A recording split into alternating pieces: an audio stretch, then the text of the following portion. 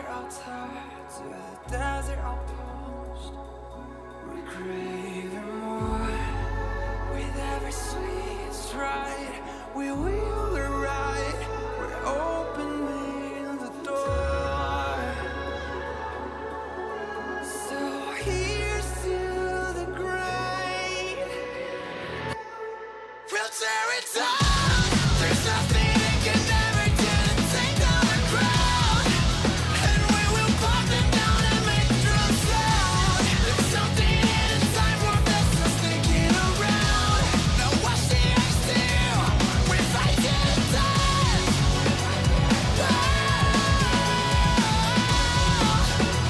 Yeah, we fight to the death. We fight to the death. We fight to the death.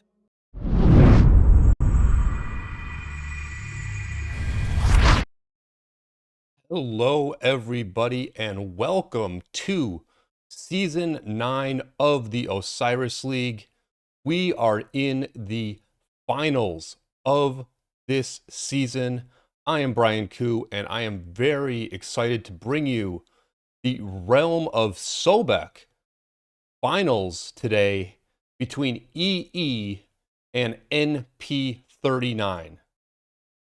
In the case of EE, they are from Kingdom 3568, and they have won some very close matches to make it to the finals. They beat 3557 3 weeks ago. In the quarterfinals, they pulled a big upset against 3560, winning by 5,000 points. And then in the semifinals last week, they won comfortably by 15,000 points against 563A.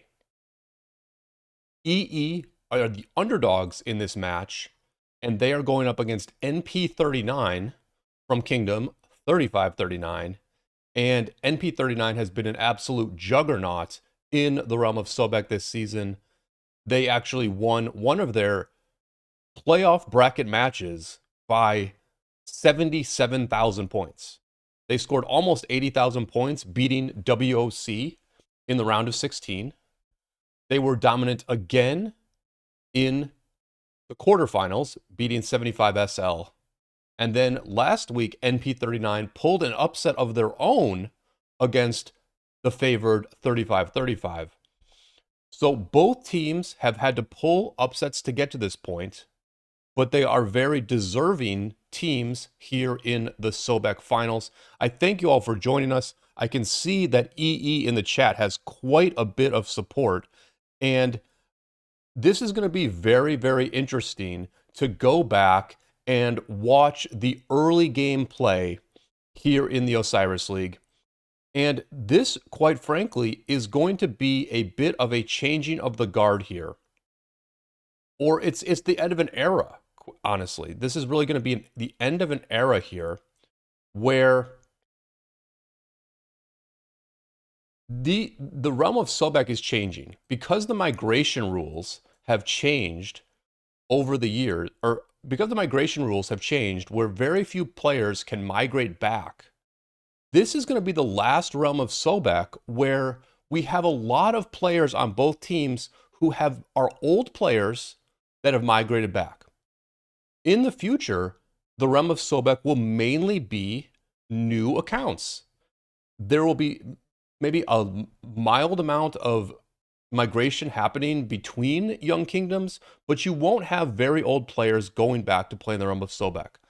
So we sort of are going to say goodbye to this era in the match today, and we're going to see classic Rise of Kingdoms with the old commanders. And one of the things that's very interesting, and I'm trying to get into this match, actually. Oh, there we go.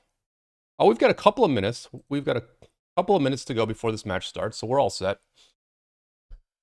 You know, one of the things that is interesting is that in the early game, the time to kill a march, the TTK of bringing down an enemy march, is much slower commanders do much less damage as an early game commander. And that just means that fights last much longer. Fights at the buildings last longer. It is much harder to swarm down a building. And fights in the mid last longer as well. And what that means is that players and teams will really have to use more skill in these mid fights to focus fire down particular targets, appropriately switch to a new target when their current target is low or surely going to die. And I think that's really probably more skill expression available to these teams than in the older realms, where the modern commanders do so much damage that what happens in mid fights is that you lock onto a target and you stay on that target until it dies. And that might not be optimal, but it ensures that you are continuing to do damage. And the modern commanders do so much AoE that you're doing tons of damage regardless of which target you're locked onto. In the early game, there is much less AoE actually. When we think about some of the big damage doing commanders in the early game, whether it's Saladin or Genghis Khan or Edward of Woodstock, they are single target commanders. So it's going to be interesting to see how these two teams play. The garrisons are going to be the same. It's going to be a lot of Constantine Wu. But there's going to be a decent mix in the rallies. And I think it's going to be very interesting as far as how these teams play and navigate a 3-game series that's going to be somewhat grueling in terms of how long it takes to win a mid-fight. But let's go ahead and jump into the match now. We are ready to start this.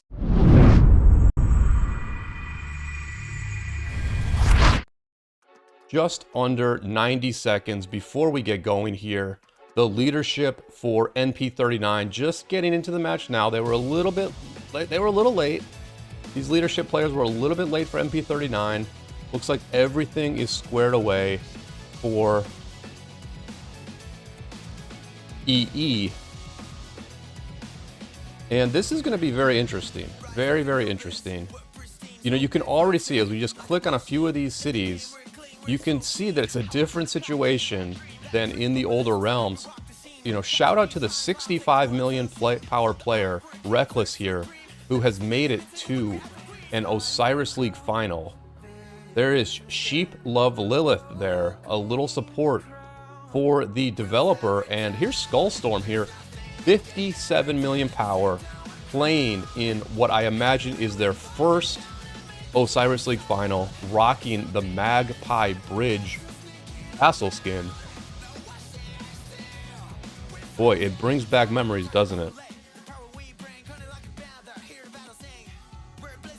You see a few players over here have got the Divine Abode, the Twilight Falls, getting ready to pump out that skill damage. That's the other thing here. Skill damage is really the name of the game. Wedge formation armaments will largely be what we see here. We don't quite have the modern commanders where they do all sorts of different damage. And that we've got the gates opening here. Let's see how these teams open here in the realm of Sobek. No energetic being cast yet. Matching sentries here at the gates.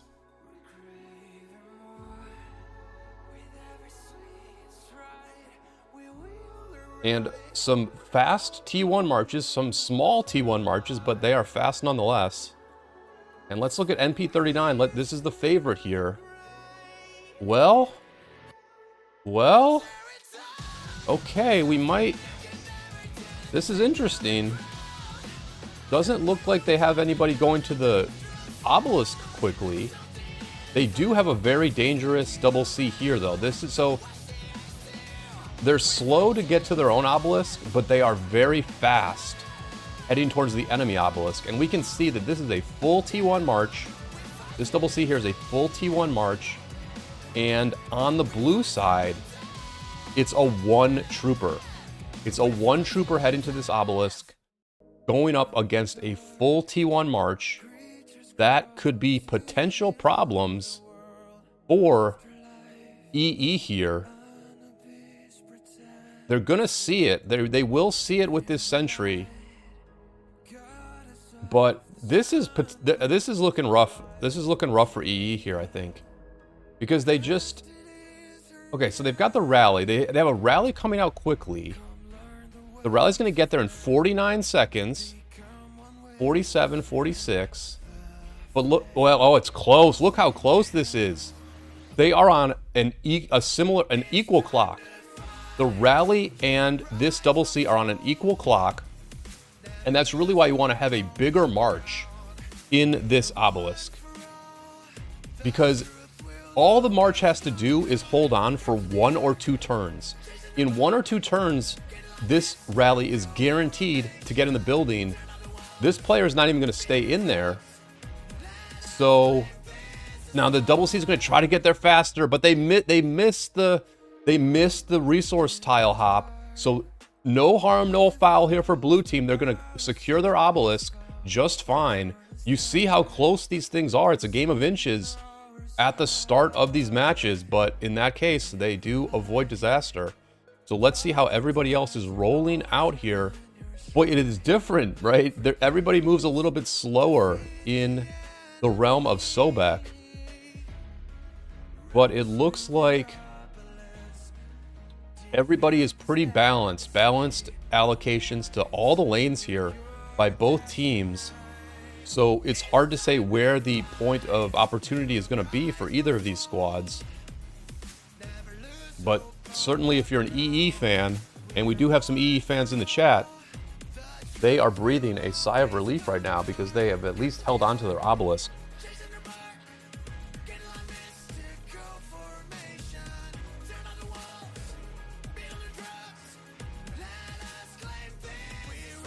NP39 posturing up at their own desert altar, being fairly conservative in where they stand. EE coming in, let's get a sense of the coordination here for these teams. EE's just, they're waiting. Dark Grizzly here and El Hulo, they got there first, but they're waiting. They're going to wait for their teammates to get here. That's good. That's very good coordination there. Good patience. EE also being very patient at the Sky Altar. We do have a rally coming in a lot of these lanes. Let's just see if there's anything that can happen at the obelisks here. Likely not, but we do see... Actually, there's no rally. It looks like the rally got canceled here. NP39 canceled the rally on this side. And they'll try to go to the Shrine of War, but look, very good allocation by EE. They did not have everyone go forward. They had some players stay back to defend this Shrine of War. Most of their players are being patient, but one Saladin is a little overexcited, and they're just going to get melted. A lot of Saladins out here. Minamotos, Genghis Khan primaries. It's a cav-heavy meta here in Sobek. The speed of these marches and the damage of these marches does make cavalry very good. And an early no mark for NP39. They are trying to pressure this obelisk, but it is well defended. They have let this rally go to this obelisk. They're getting a slight damage buff from the no mark, but look at this heavy swarm on this rally. Players have already teleported in. They are going to defend. NP39 will not, the attack will not work. They flipped the Shrine of War quickly, but as far as the early no mark value, I would say that's not great value so far for NP39. Pretty interesting. An aggressive start for NP39, but I would say that this is an even start. Now, NP39 has taken some of these desert altars. They have a strong account strength here, and they did take the EE39 desert altar here. And let's look at the numbers. Pretty even. Okay, so this is going to be a key spot here. because of no mark, they do get the capture faster on this building. It's already down to 50 seconds trying to take down this desert altar. They've got the Constantine Wu in the building, and what's happening is that EE is trying to swarm down the building, but their marches are getting melted because they're not dealing with the field. No rally yet. Boy, if you're EE, you wish you had a rally on the way. Yeah, look at this. Look at this rally. The rally headed towards the sky altar instead of going to this desert altar. That is a mistake there. This player, I'm sure, was assigned to go to the sky altar, but you wish that they had made an adjustment here and tried to rally down this desert altar. It looks like NP39 will get the first capture on this desert altar. You can see that NP39 now has a 4,000 point lead in the match. And they have taken almost all of the buildings now. NP39 absolutely dominant on the sides. They have taken the sky altar on the bottom side as well. This has not been first captured yet. So blue can get this building back. They may need to bring a rally over here. YSG in the building. Look at how low the marches for blue are that are swarming this thing down. When we scroll out, it looks like blue has a lot of marches here, and they do flip the building. So blue trying to get back some of their building. We thought they could defend the Shrine of War. They had a bunch of people here, but they lost the Shrine of War. So the first capture here on the Shrine of War is very rough for blue because they actually did defend this area well. And then here at the desert altar, it is still locked in for red. Red is posturing forward here in the field, trying to hold this off for longer. Still no rally on this desert altar by blue. You can see that this often happens in Arc when you get... Helsing is finally going to rally back this building, but a lot of times what happens in Arc is that when you lose your own building, it breaks up the entire flow of what you were planning to do. A player who maybe was supposed to rally this Shrine of War instead has to cancel their rally and come back and rally back your own building instead. And blue team has been very, very disrupted here. They are still down 3 buildings. They've only taken back 1 of their 4 buildings. And NP39 is looking really, really good here to start off this match. 3 minutes to go before the arc. To be fair, NP39 still has a lot of marches on the sides. So maybe, just maybe, that will give blue team an advantage in the mid. So here comes the rally finally coming out. Looks like it's going to be a Charles Alex rally, the classic infantry rally, the original anti-swarm rally of Rise of Kingdoms. And now you see, like, once you get the rally going and the marches in the field can focus on the field, then you kind of have a chance of taking these buildings back. Let's see how they're doing on this rally against the Constantine Wu. Boy, the rally has already lost a decent number of troops.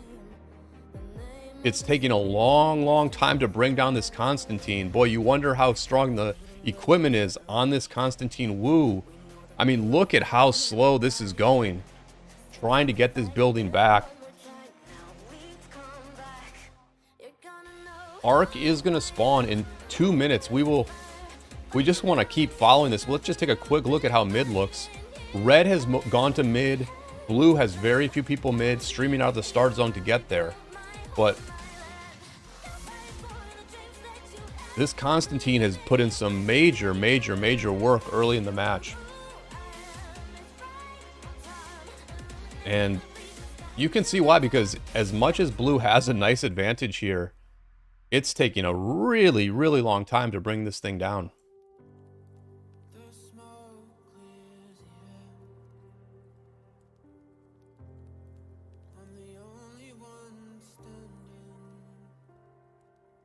Oh, it's actually it's a Charles Constantine rally. Oh boy. Boy, we talked about how disrupted EE looked from this early game. This shows you how disrupted they are. They literally launched a Charles Constantine rally to take back their own building. And it took several minutes for even this rally to get going. So this is not a real rally. For those who have not played early Rise of Kingdoms in a while, it's not as if things have changed and Constantine is suddenly a good rally commander. Hero in the chat asking for Arc. It's just a one-trick pony here in the middle. Red team, the only team going to mid. Blue is focused on taking back their own buildings. They have cast No Mark. Blue has cast No Mark, and they are on the attack in some of these lanes. They're going to try and take back this Desert Altar, but again, there's no rally on the building. You know, they have the field here at the Desert Altar, but there's no rally. There's just no rally. And here on the Sky Altar, this looks like a problem lane for Blue already, where they have taken the Sky Altar. NP39 has held the Sky Altar for the whole match, and they are just way far in the field, making it impossible for Blue to even approach this building. There is the first Arc grab by NP39. Looking very good here. And finally, the Desert Altar does get taken back by EE. Let's take a look at that report. That's not it. Here's the report on this rally. The Wu Constantine getting a really good trade. As much as Wu Constantine was completely surrounded and they didn't get reinforcements, they got a very, very good trade on that one. Let's find the rally. Here's that rally. Pretty much even. I guess Charles Constantine did a little bit better than I thought. So maybe this is somewhat okay as a rally. Constantine is not really hurting you as a rally commander, but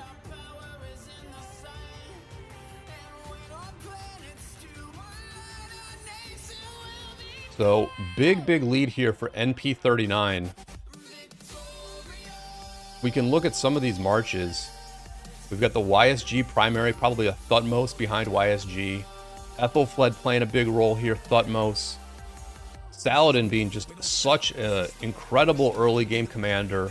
Saladin is tanky, he has skill damage mitigation, he does a good amount of damage, and he has a massive slow. He has the first slow in the game, basically. And so Saladin is just such an amazing early game commander. One of my absolute favorites. And in the arc, we're generally seeing Saladin get paired with Mehmed. That can be used as a rally and also an open field. You get the tankiness with the Saladin, and then you get the AoE from the Mehmed. What else do we have out here? Let's look at what NP39 is doing. They're certainly the stronger team at this moment. I see an Alex Sun Tzu. I see an Alex Mehmed.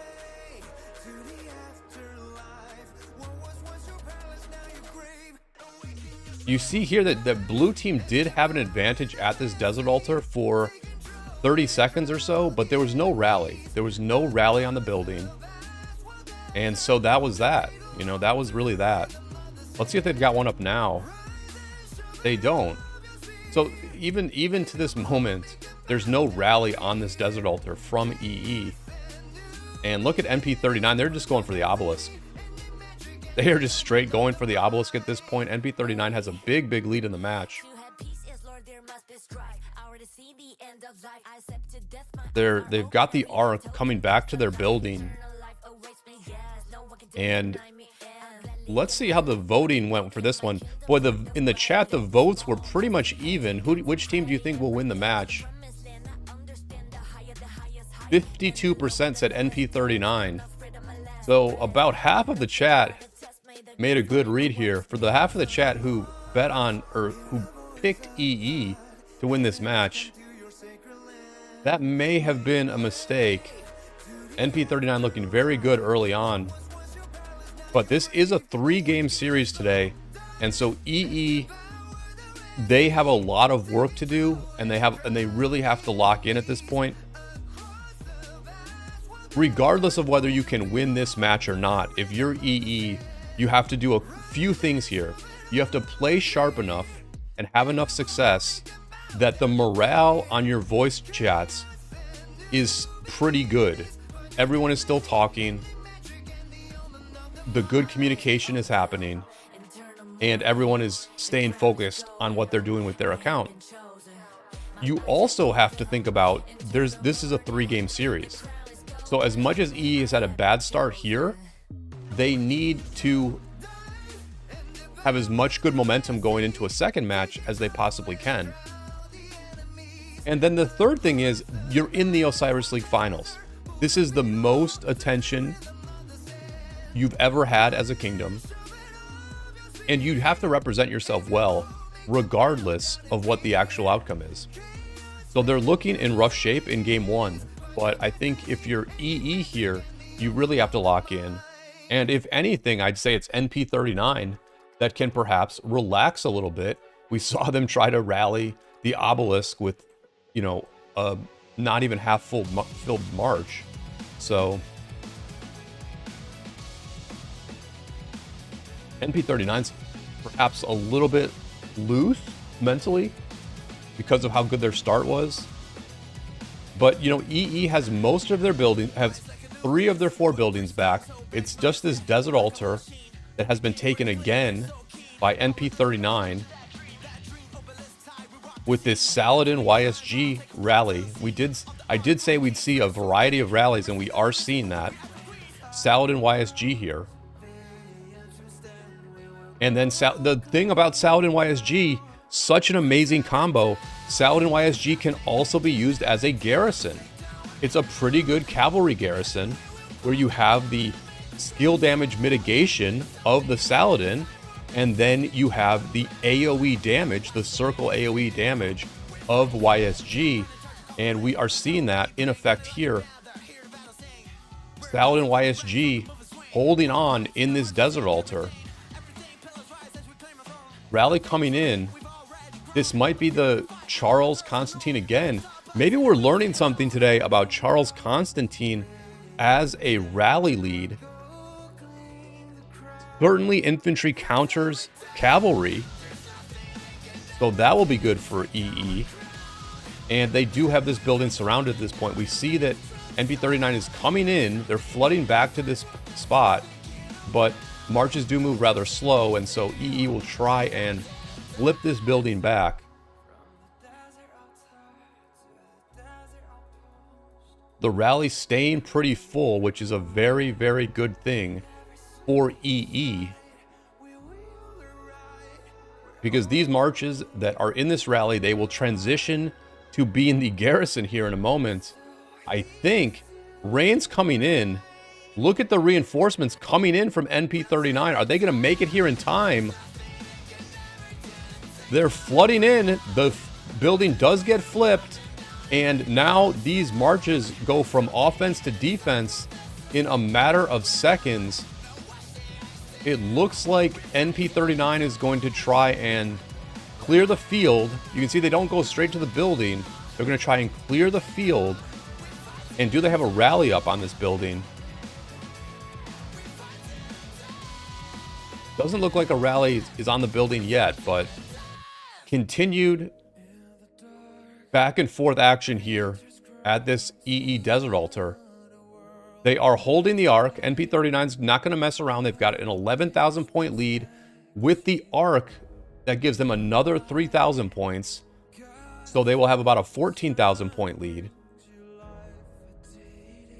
And I think one of the points to really note is that we saw the blue team EE use no mark, but they just did not get much value for that no mark. They didn't take any enemy buildings.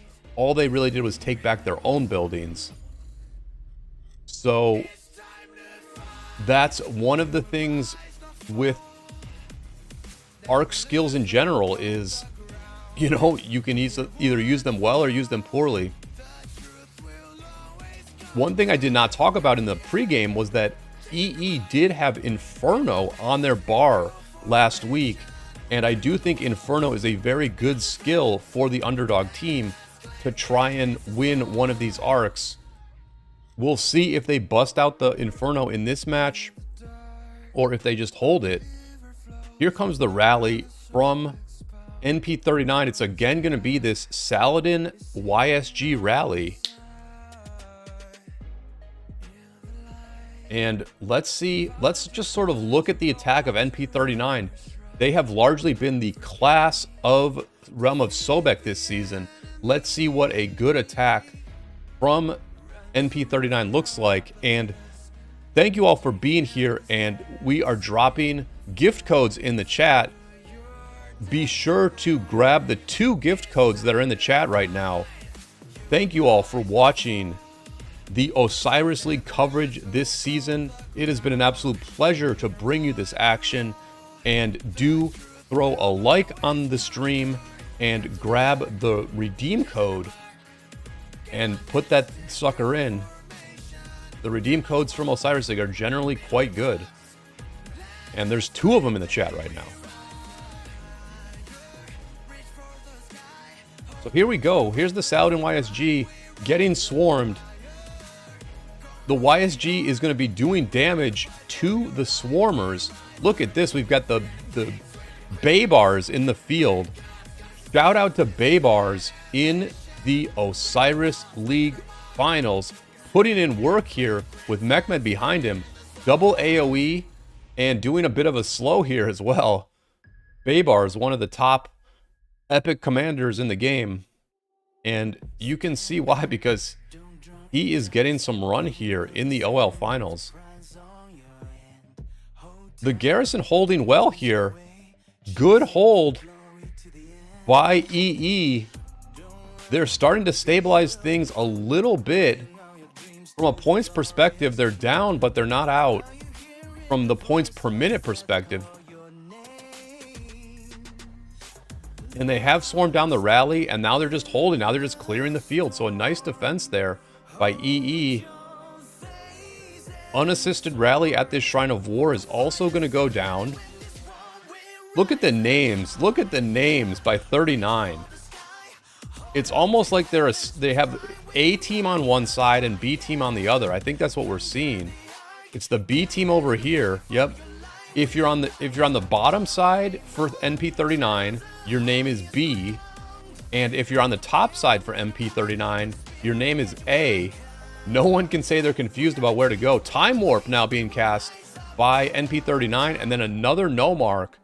They are just using it all early, using the Time Warp early and using their second no mark early by NP39. This very imposing team that has all their players have named themselves after their role in the Ark of Osiris. You can tell that NP39, they came to play. They absolutely came to play here.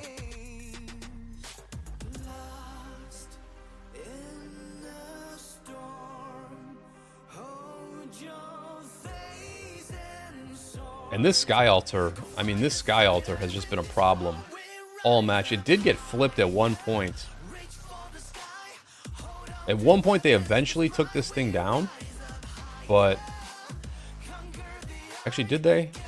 Yes, they did. We can see that they took it down. Blue team did get this building back briefly, but for the majority of the match, NP has held the enemy's Sky Altar, and this is just a massive, massive amount of points.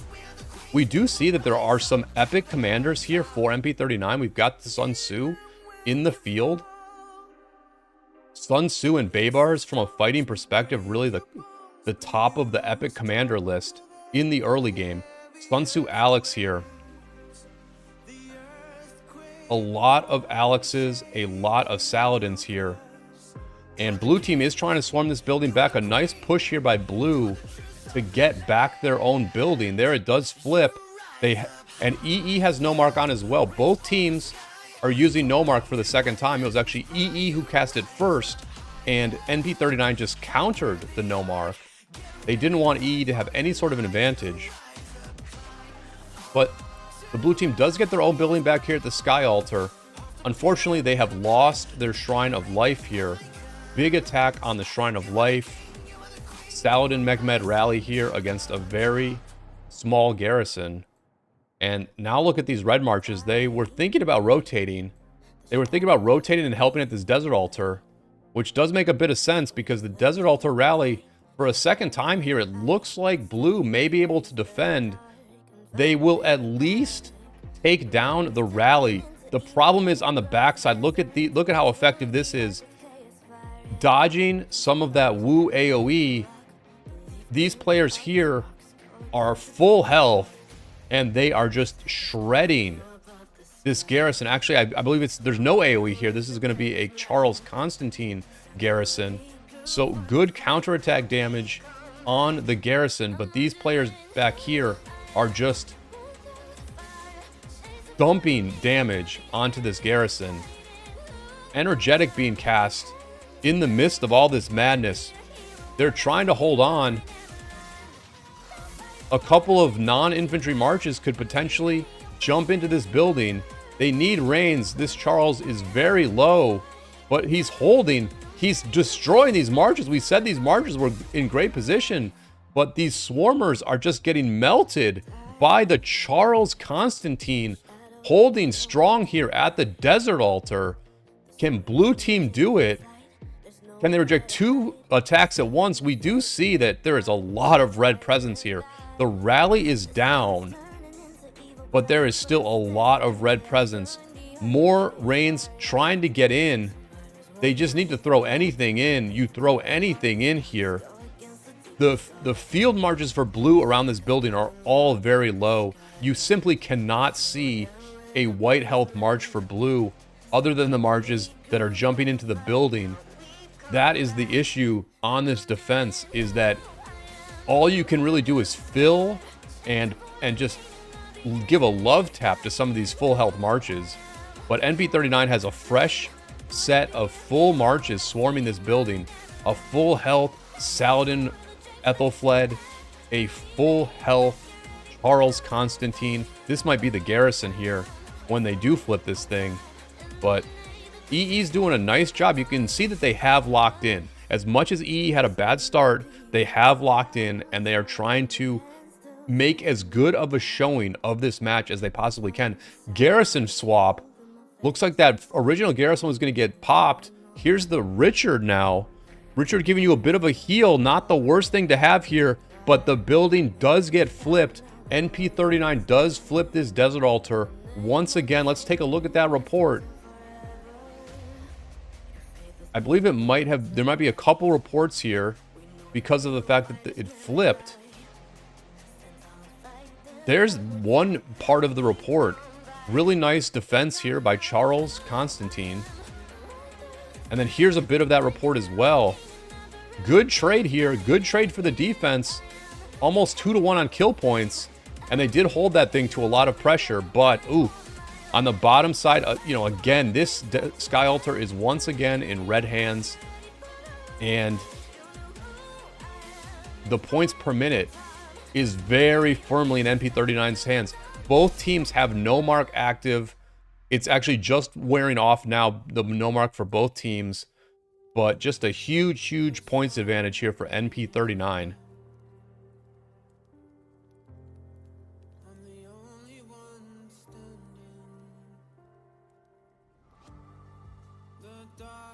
Kind of interesting, in some of these lanes, it looks like NP39 is not really wanting to attack. We haven't seen a lot of attacks from this Desert Altar lane. It's more so that we've seen, a few rallies unassisted on this building. But the thing about blue in this lane is they just have not been rallying the building. There's so much blue field here in this lane, and yet there's so few rallies. And that is just a very ineffective use of marches. You're putting so much pressure on the lane, but you're not launching rallies to actually take the building and actually complete the objective. Is this one going to be... Yeah, there's still no rally in this lane. This is a real problem for blue. So much open field here, but never a rally. Never a rally on this building.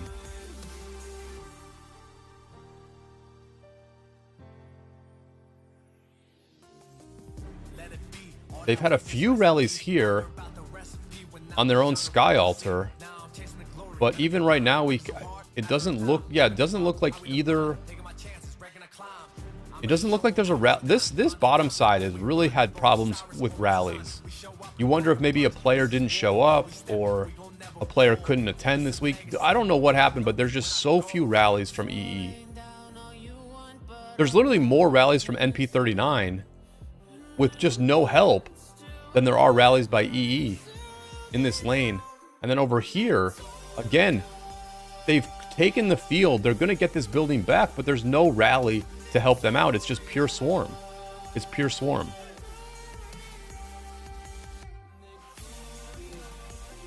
Gandhi in the chat saying 68 over 39 in the field. Let's take a look at that. That's not what the score says. The total kills is well in NP39's favor.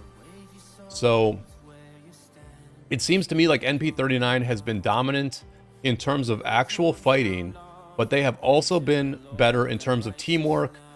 They are using rallies to help them take buildings.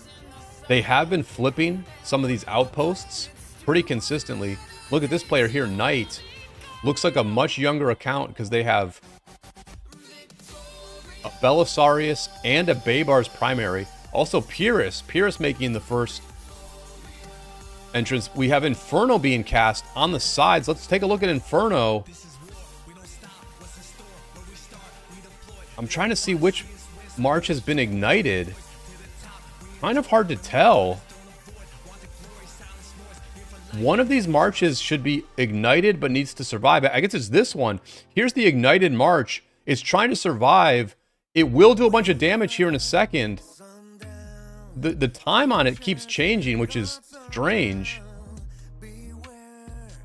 I guess there it goes. So there's the Inferno. This is a bomb. Gene Zodi here is an absolute bomb. Let's watch these marches get chunked down. There aren't a lot of marches in the Inferno. The only damage that gets taken is in this circle. So a couple of marches, they got the Bjorn. I mean, to be fair, they got the Bjorn. But other than that, not a lot of value for that Inferno because the red marches just walked forward. They just dodged the bomb. So there's the Inferno skill. We saw how much damage it does. Actually, the Bjorn dodged it too. The Bjorn jumped in the building. The Bjorn jumped in the building to avoid the flames. And now there were no deads. No marches died from that Inferno. That's a 6-point skill. EE cast a 6-point skill there on the sides to try to take this building. But no marches died. And they still don't have a rally headed towards this building. It looks like their field is actually going to get cleared here. So it was nice to see the Inferno skill used, and the bomb did go off. The player managed to light himself up, but not a lot of damage there because the Bjorn just jumped in the building to avoid the flames.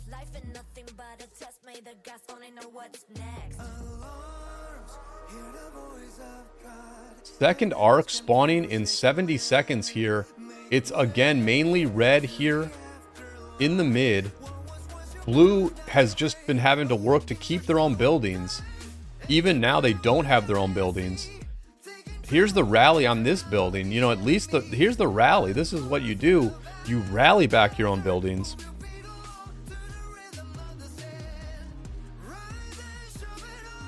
So 20,000 point lead here for NP39. And EE has kind of shown all their tricks. They cast Bog Down at some point. I didn't even know. I didn't see the Bog Down. But the Bog Down went down before the Inferno. EE's just using all their mid skills to try and take back their buildings on the side.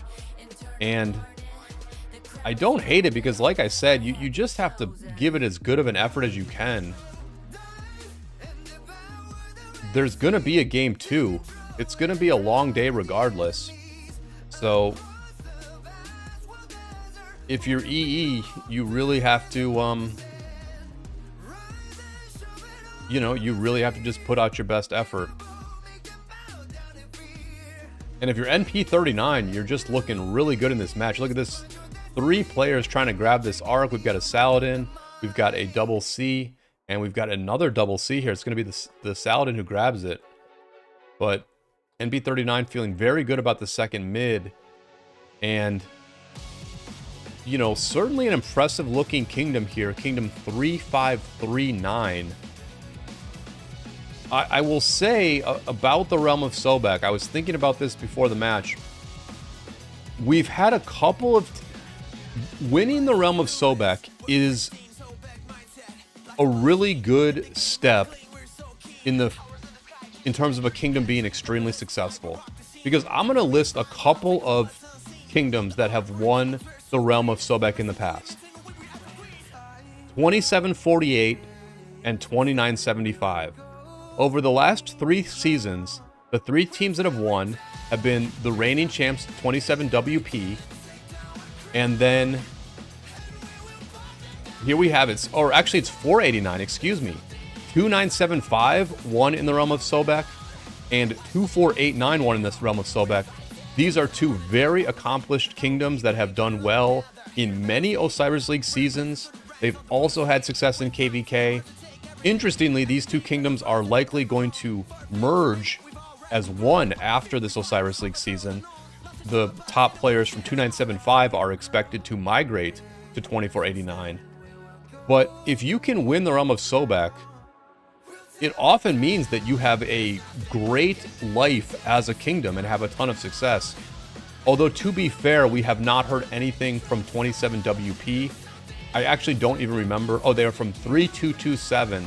Yeah, 27WP, we have not heard much from them since the Grand Prix last season. So it's no guarantee of success, but NP39 certainly feels like a strong kingdom here. Without question, they feel like a very strong kingdom. And they have, quite frankly, been dominant in the Realm of Sobek this season.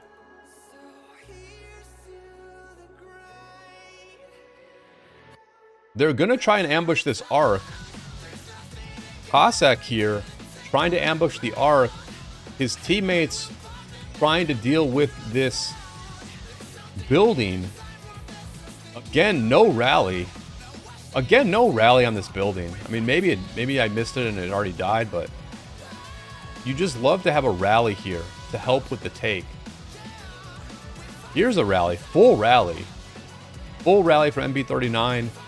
This Saladin YSG rally has been a machine this whole match. Look at how much trouble one player caused for this arc. This one player Cossack, by trying to ambush the arc, got at least 5 marches, but probably more like 7 or 8 marches to come over and help. So, you know, they didn't fail in their main objective of stealing the arc, but they distracted more marches than they used for that. And they could have potentially taken this building if they had a better attack on it. But here we go. Same as it ever was. Saladin YSG trying to pressure down this Charles Constantine garrison. You can see that EE is not some professional arc team because they don't have a bunch of Wu Zetians. You know, we can look at some of these garrisons for EE, and I think we're probably not going to see too many Wus. We're seeing more so marches that are, or commanders that are more useful in many situations. Constantine is a commander that you can build early game and then use the Constantine forever because he's very, very good in Canyon. You know, Constantine is meta in late game Canyon. And Constantine also has an extremely good skill that you can use on the Siege of Orleans map where he gives 40% health.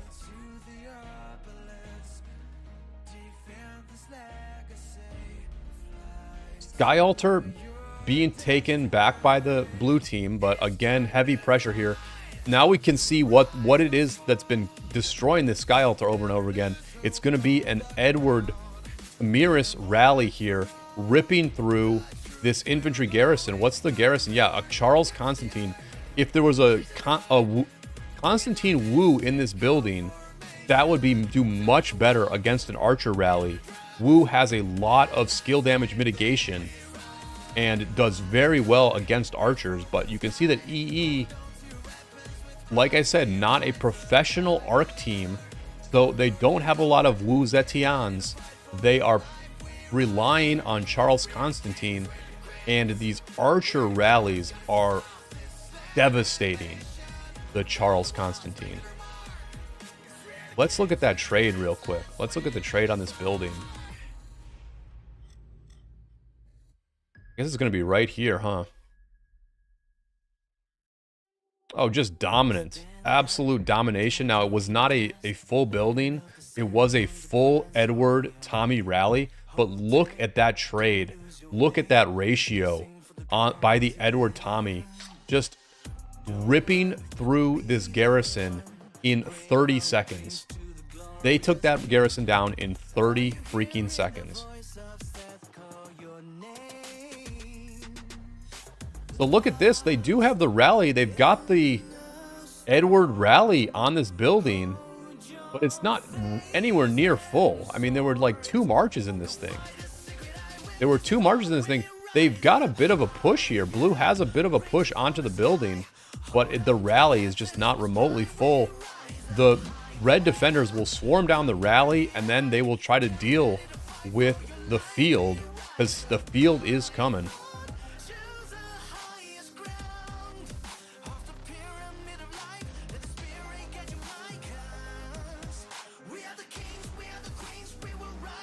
"15 minutes left in this match. After game 2 finishes, there will be a 15-minute break, and then these teams will play again in game 2. They will stay on the same sides of the map. That's going to make it a little bit easier for us to follow things. So EE will be blue team again, NP will be red again. They can switch up their skill bar if they want to. Now, EE has the same skill bar this week as they had last week. So I wouldn't necessarily expect a change of skills for EE. They've gone with this skill bar a couple of times. But we could see something different. You know, I mean, if you're EE and you're struggling to hold your buildings this much, I wonder if you get rid of Bog Down and put something like Valiant Stand on the bar. You know, Valiant Stand literally costs 1 point. It costs 1 point to use Valiant Stand, and it would be awful useful for some of these defenses, I think.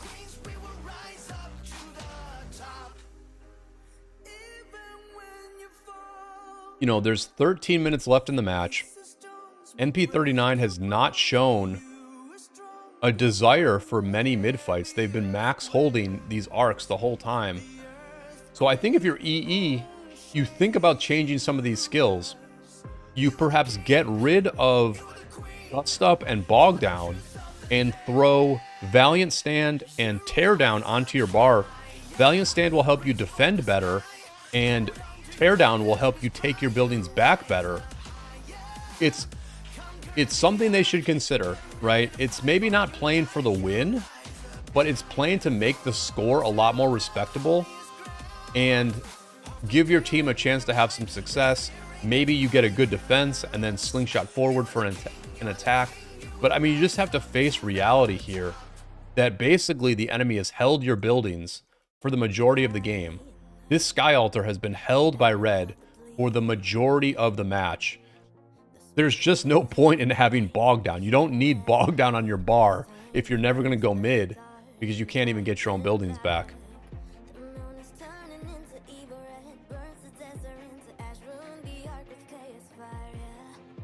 Mateo in the chat saying that they are from EE. 39 is strong, GG. NP39 definitely looking strong here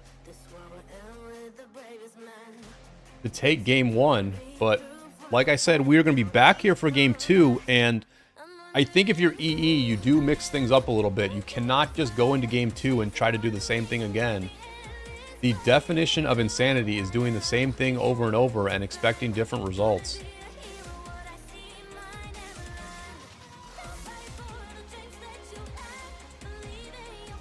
If you're just tuning in, you can check out the pop-up message from Rise of Kingdoms. There is a gift code in the pop-up. So you are being rewarded today for your viewership. I thank you all for being here. Thanks for hanging around for this match. It has been enjoyable to watch early game Rise of Kingdoms.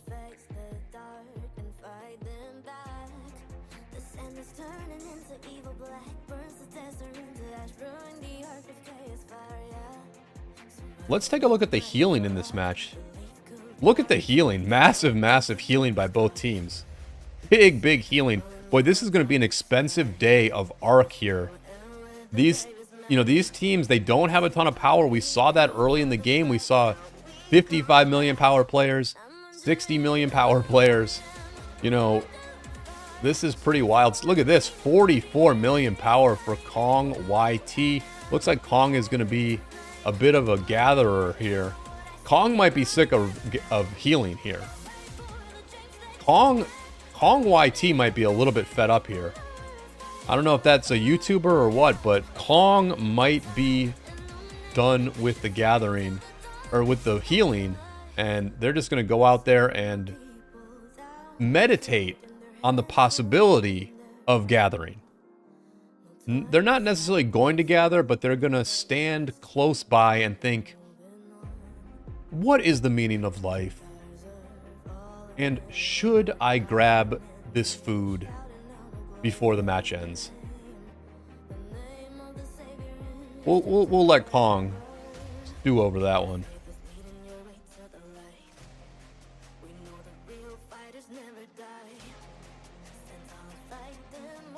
Blue team getting back their Shrine of War, trying to pressure this Sky Altar here. Heavy, heavy field, but no rally. We can see that there's no rallies. Blue team has no rallies up, right? They're missing a couple of their buildings, but they have no rallies going.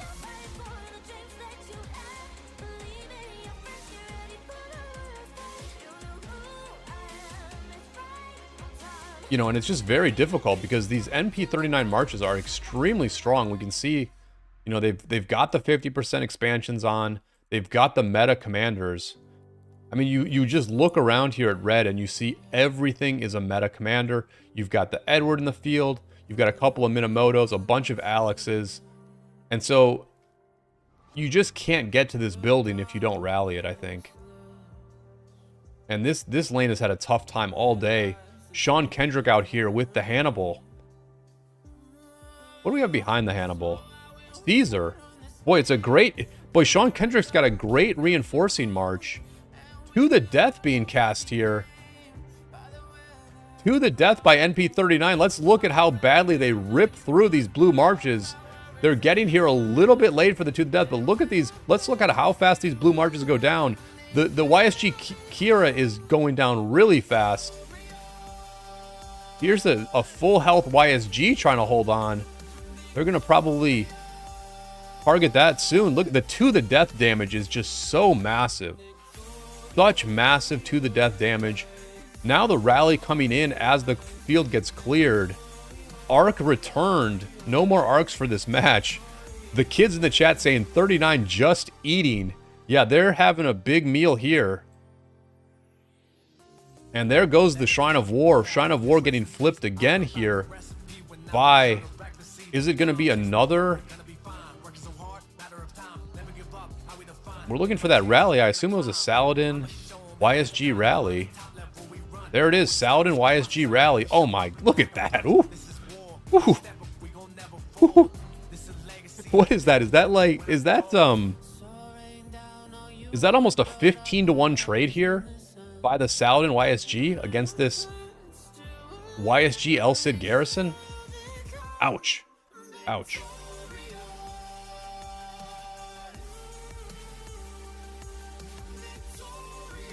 Pearl making a good point that the MVP award is still up for grabs. Very close here between B4 and B7. I would imagine that both B4 and B7 are in this lane over here. There's B4. There's B4. Not sure where B7 is. B7 might be in the other lane.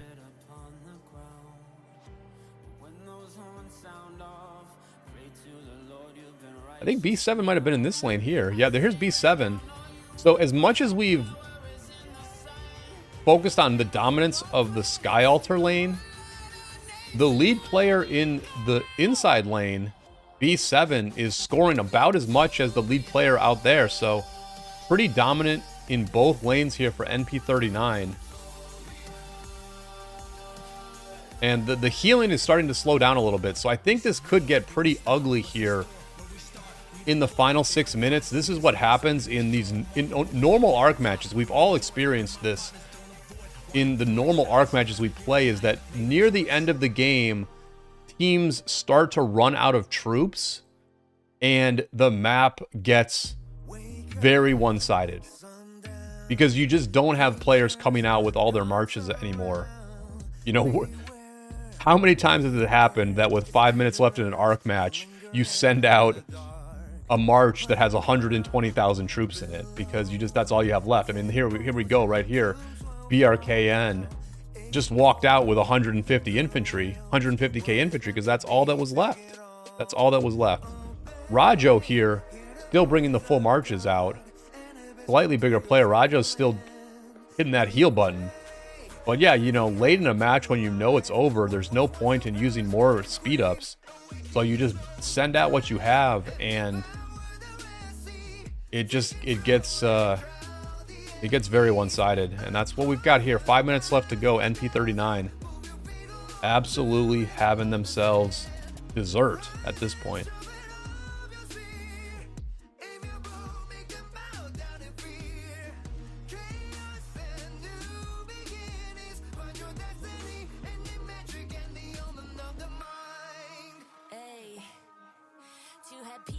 Definitely some interesting stuff on the Charles Constantine rally. If you are a Sobek enjoyer, let me know in the chat if Charles Constantine is a meta rally. I think it was very interesting that we saw that today. I mean, we can look at Constantine's skills very quickly here. It has been a minute or so before. Yeah, so it looks like maybe... Yeah, so here's the Constantine. If we look at Constantine's skills real quick, it gets the big heal once per hour, which is not good for rallying, really. It has skill damage mitigation.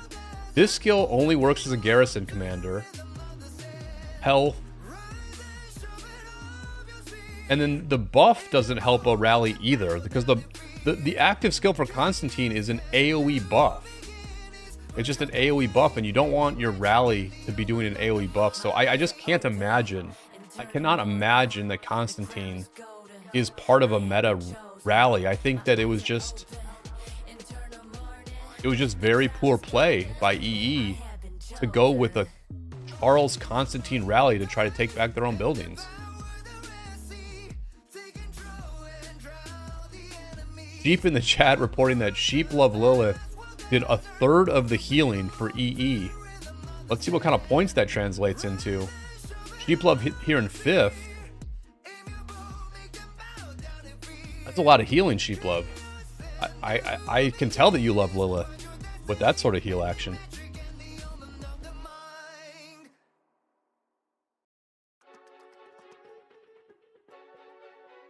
Two and a half minutes left in the match.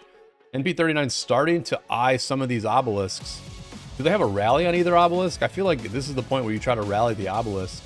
But NP39 seems content to just dominate the field, get as many points as they can. You've got to play for posterity here. Obviously, this is the Osiris League Finals. You would love to get the MVP award in this match, and it's still very close between B4 and B7. These are both players who are on the bot side. Here's B7. B7 trying to get some value against an army of Saladins on the other side. Right now, it's B4 who has the lead. But B7 does have a bunch of marches here. This Saladin Ethel is going to try and get some points. A full health Alex trying to get as many points as they can. if you're B7, you wish that you could find some low health marches to really focus on. The Alex is not being targeted. So this Alex is going to try to do work here in the final 90 seconds to grab this MVP award. Let's see if they're gaining on him at all. They're really not gaining any points on B4. B4 is up over 200k. And now B7 is getting surrounded. We might be seeing the MVP here get locked for B4 because it's a bunch of fresh blue marches coming in.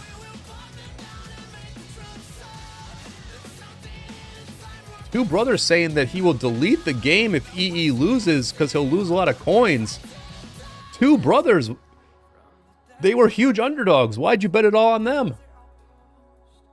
Come on, bankroll management.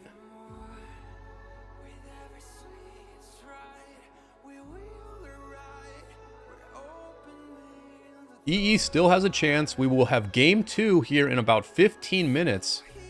So both teams will take a deep breath, evaluate their life choices, and come back for game number 2 here in the realm of Sobek. At this point, the map is deep red. EE has held on to their obelisks. They are being pressured a bit. Helsing City getting a lot of attention here.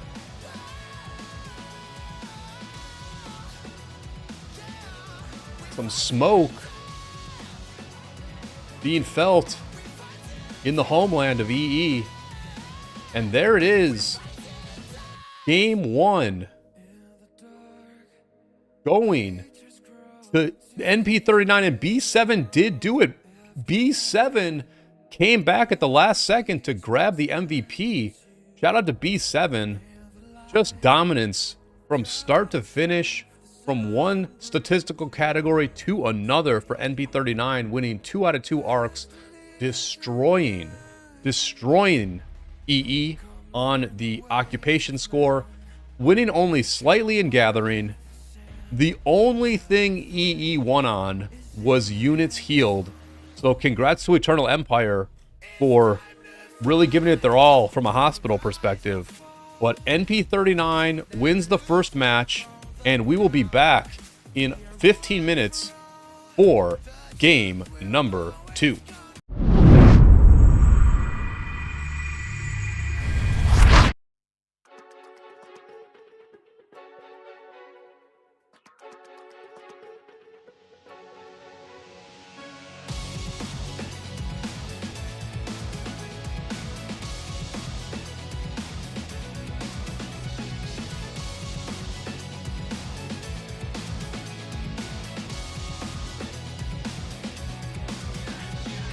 Rise like Anubis, we're pristine, so back mindset, like a machine. In the game, we're clean, we're so keen. Powers of the sky, chasing that dream, obelisk tide, we rock the scene. Capturing shrines while taking what's unseen. On the arc, we're kings, we're supreme. Never seen the limits in a way we evergreen. Time grows, variants stand, we will go claim the crown. We'll tear it down. There's nothing they can never do to take down our crown. And we will pop them down and make the drum sound. There's something inside more blessings sneaking around. Now watch the ice still. We're fighting down. Running, charging, calculate. The power we bring, running like a band. They're here to battle sing. We're blazing through the ranks on the move and swing. With might in our hearts to take everything. Everything pillars rise as we claim our throne. For victory, we've already grown. On the field we fight, we overthrow the known. Nothing stop us, ain't no way we stand alone. Time grows, variants stand. We will go claim the crown. We'll tear it down. There's nothing they can never do to take down our crown. And we will pop them down and make the drum sound. There's something inside more blessings sneaking around. Now watch the ice still. We're fighting death. From the desert altar to the desert outpost, we crave more. With every sweet stride, we will the right. We're opening the door.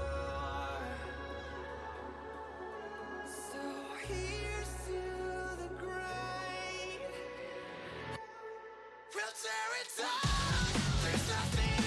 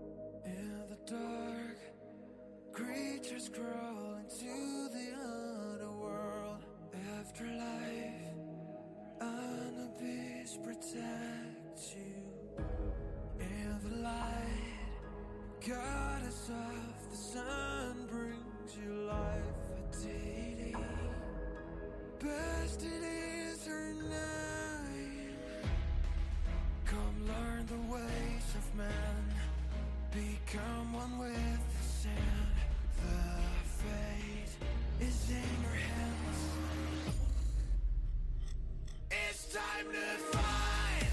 You will rise, not fall. Never lose hope on the ground. We are one for all. The truth will always conquer. Capture the arc, chasing the mark. Get like mystical formation. Turn on the walls, beat on the drums. Let us claim this is war. In the dark, a river flows. The Nile is so expound. A morning star is seen in our side. In the light, find your desert altar and your shrine. Look for peace, defeat the enemy. Run to the obelisk, defend this legacy. Fly to your destiny. It's time to fight. You will rise, not fall. Never lose hope on the ground. We are one for all. The truth will always conquer. Capture the arc, chasing the mark. Get like mystical formation. Turn on the walls, beat on the drums. Let us claim this. We rise higher, reach for the sky. Hold on to your weapons with pride. We rise up higher, conquer the ark. Get ready to fight for your life. We rise up. We are the kings, we are the queens. We are the gods, goddesses of this land and nation. Turn on the walls, make it our mark. 'Cause we are the kings, we are the queens. Let's win this war.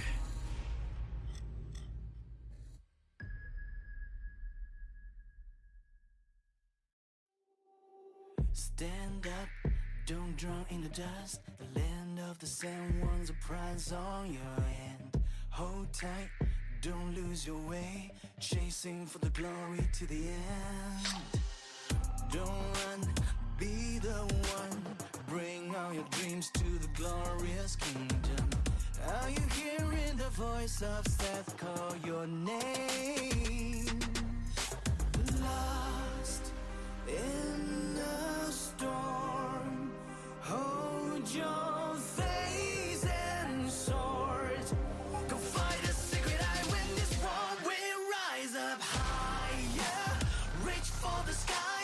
Hold on to your weapons with pride. We rise up higher, conquer the ark. Get ready to fight for your life. We rise up, climb on, choose the highest ground of the pyramid of life. Let the spirit get you high, 'cause we are the kings, we are the queens. We will rise up to the top. Stand up, don't drown in the dust. The land of the sand knows the answer in your head. Hold tight, it's worth the try. Chasing for the glory in the fight. Don't run, you're the one. Bring all your dreams to the glorious kingdom. Are you hearing the voice of Seth call your name? Lost in the storm, hold your face and sword. Go fight a secret, I win this war. We rise up higher, reach for the sky. Hold on to your weapons with pride. We rise up higher, conquer the ark. Get ready to fight for your life. We rise up, climb on, choose the highest ground of the pyramid of life. Let the spirit get you high, 'cause we are the kings, we are the queens. We will rise up to the top. Even when you fall, sticks and stones may break your bones, but you are stronger than the heaviest waves. The earthquake won't shake you, 'cause you are the king, you are the queen, you are the truth of the land. You rise up higher, reach for the sky. this pride, you rise up higher. Conquer the arc, get ready to fight for your life. You rise up, climb to the highest ground of the pyramid of life. Let the spirit get you high, 'cause you are the king, you are the queen, you will rise up to the top. Dying night, the shadow of the bleeding night. The sword is losing its light, there's nowhere to hide. It's time to face the dark and fight them back. The moon is turning into evil red, burns the desert into ash, ruin the ark with chaos fire, yeah. Survivors won't pray for luck, belief could be hard as rocks, go against the deepest dark. The sagas calling you above the sky. This war will end with the bravest men. Sent on the regroup for the fight, now we've come back. I'm wondering who I am, born through the fire, chasing for the meaning of the endless fighting. Who I am, the hands of flame. Would I be a hero? Would I see my neverland? I'll fight for the dreams that you had. Believe in your friends, get ready for the world's fight. You know who I am, it's right on time. Illuminate and lead the sky till the dawn, back to life. Dying night, the shadow of the lonely night. The sword is losing its light, there's nowhere to hide. It's time to face the dark and fight them back. The sand is turning into evil black, burns the desert into ash, ruin the ark with chaos fire, yeah. Survivors won't pray for luck, belief could be hard as rocks, go against the deepest dark. The sagas calling you above the sky. This war will end with the bravest men. Sent on the regroup for the fight, now we've come back. I'm wondering who I am, run through the fire, chasing for the meaning of the endless fighting. Who I am, the hands of flame. Would I be a hero? Would I see my neverland? I'll fight for the dreams that you had. Believe in your friends, get ready for the world's fight. You know who I am, it's right on time. Illuminate the bleeding sky till the dawn, back to life.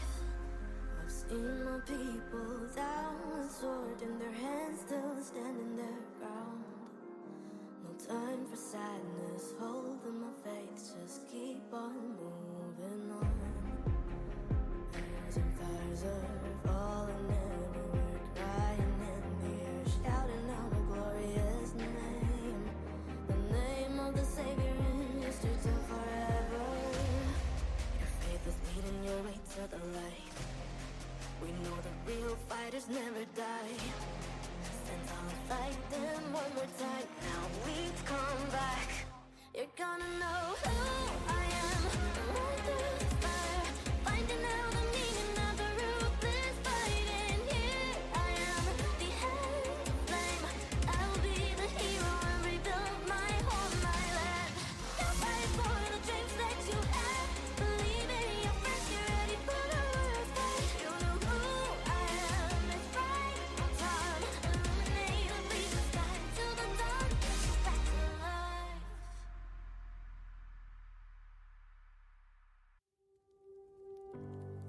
The smoke clears the air.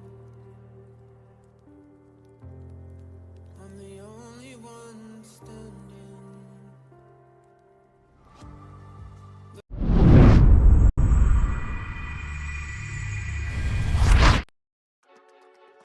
All right, we are back for game number 2 here in the realm of Sobek Finals. I hope the break was as good for all of you as it was for me. I had a couple of peanut butter cookies, I brushed my teeth, and I got my weekly screen time report from my iPhone. They didn't say whether it was up or down from last week, but it wasn't some egregious number, so I guess we're plenty happy here on this Sunday, We're plenty healthy. I don't know if we're happy or not, but we're healthy in terms of our screen time usage. I'm going to go for a walk when this series is done. Now, it might be done in an hour. I might be going for a walk in an hour. We can certainly pretend that this could be a 3-game series. One of the players from EE did jump in the chat in between games and said that NP has way more marches than they have, better gear, and way more VIP 18. He said, he or she said, we're all very happy for what we achieved. We'll keep fighting. So, if you are EE in this match, I do wonder if, you know, I don't know if they did it. They probably didn't, but I do think a change of skills would have been a good idea. I really do. I think putting Valiant Stand and Bear Down on the bar, being able to use both of those skills every 10 minutes would be very useful here if you're EE. It just gives you a more of a fighting chance on some of these side buildings. It gives you a chance to make this second match a closer one than the first match was. And you also have the ability to disrupt NP39 a little bit or surprise them. NP39 likely goes into the second match planning to do the exact same thing. And so if you are EE, why not change the skills up a little bit and give them a surprise?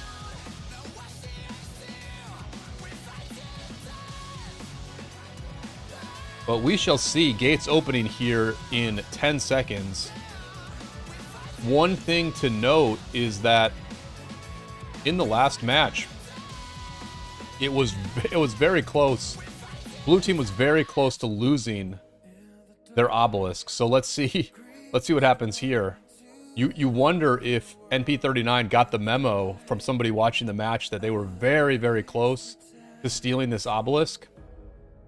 And I think if you're Eternal Empire, excuse me, you really do need to focus a little harder on defending this obelisk over here.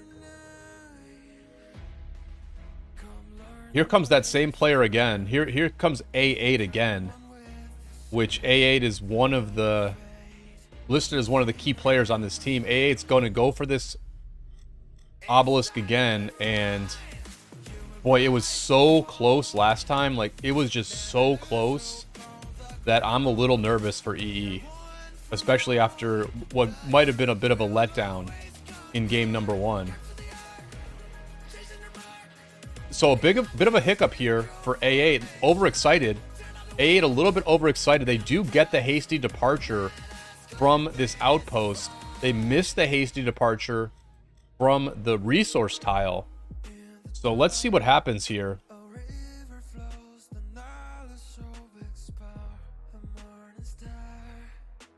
No obelisks being captured yet by either team.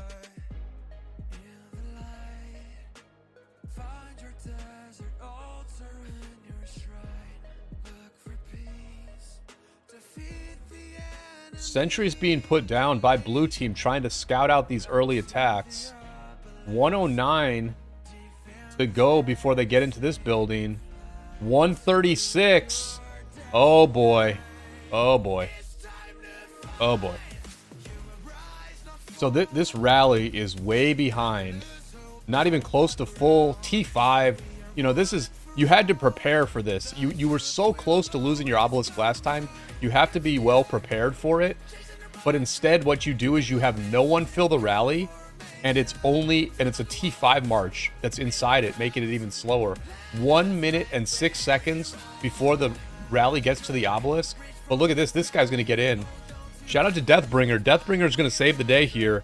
The frontline player for EE, Deathbringer, getting their Saladin into... Oh, no, not like this. Okay, so it's the other player that's leaving.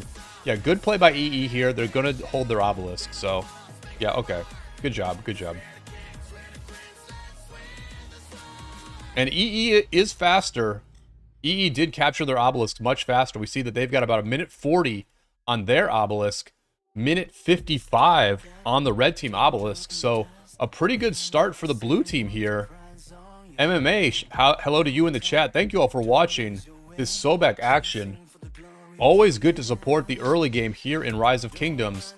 And certainly the early game seems as though it is getting better and better for players. This will be the very last season in the realm of Sobek where teams are going to be comprised heavily of old players, old accounts who have migrated back.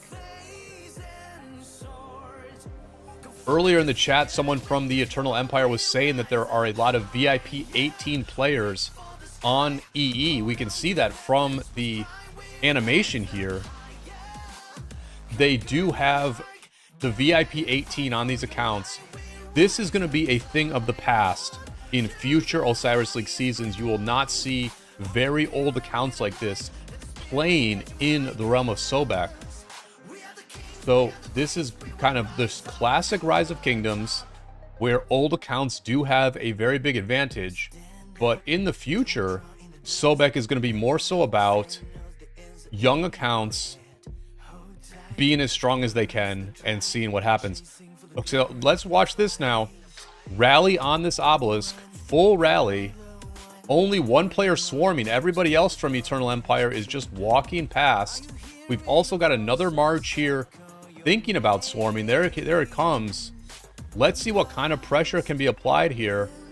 The obelisk does go down to yellow first. Kosi in the chat saying we're not try-harding anymore. Boy, Kosi, I'd try enough to at least hold your obelisk. I'd try enough to at least hold your obelisk here, because it can get very ugly if you lose an obelisk early in the game. No mark, a little bit late on the no mark, I think. They would have liked to have this buff the whole way. This obelisk is under deep, deep threat. They need to get more players teleported in. Only 5 players have teleported in. They've got 8 teleports. There should be more players teleporting in, especially when you might lose the building. Where are the teleports? Where are the teleports for EE? Here comes another one. Looks like they're probably going to hold here. How? Boy, you never figured that a Saladin Khan rally would last this long while being heavily swarmed. This is some crazy stuff. How does this rally not go down faster? Look at these. They're full marches. Just swarming the crap out of this Saladin, and the Saladin has just lasted for several minutes. Pretty wild. They've got the swarm on it now. There it goes. Heavy pressure, though, by NP39 to start this match off. They grab this Shrine of War again early in the match. The early no mark means they will capture this building quickly. Look at this player just walking forward. Rajo was on the other side of the map last time, I think. EE getting picked up early in the field here. If you are an EE player and you're kind of thinking that maybe you go a little easier on this match, you use less healing speed ups, you have to be mindful of the ratios you're getting. You have to be mindful of the trades, because and certainly Rajo here is not being mindful, you know, getting very bad trades as he walks to this building. But if you're not going to heal as much in this match, then you can't be as aggressive. You have to be a little more trade oriented so that you don't run out of troops as this match goes on.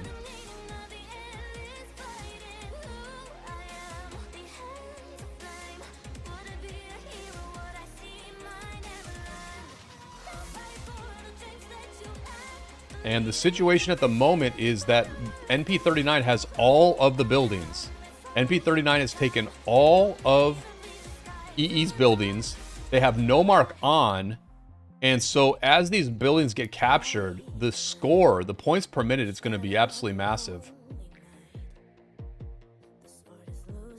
Hidden sentry being placed by NP. Trying to get a better look at things. Boy, this is going to get crazy. These points are going to get crazy here in a moment as these buildings get locked in. They're already up to 870 points per minute, and not all these structures have actually been captured. There's Kong YT, the meditator from game 1.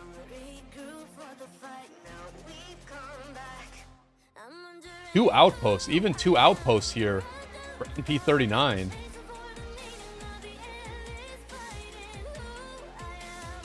Let's see how many teleports E has done over here. 1, 2, 3, 4, 5, 6, 7, 8. So they do get their teleports down. They're trying to take back the Shrine of War. Still 870 points to 70. Only 70 points per minute for EE here. That's what happens when the enemy takes all of your buildings. Like, holy smokes. They have taken all of the buildings.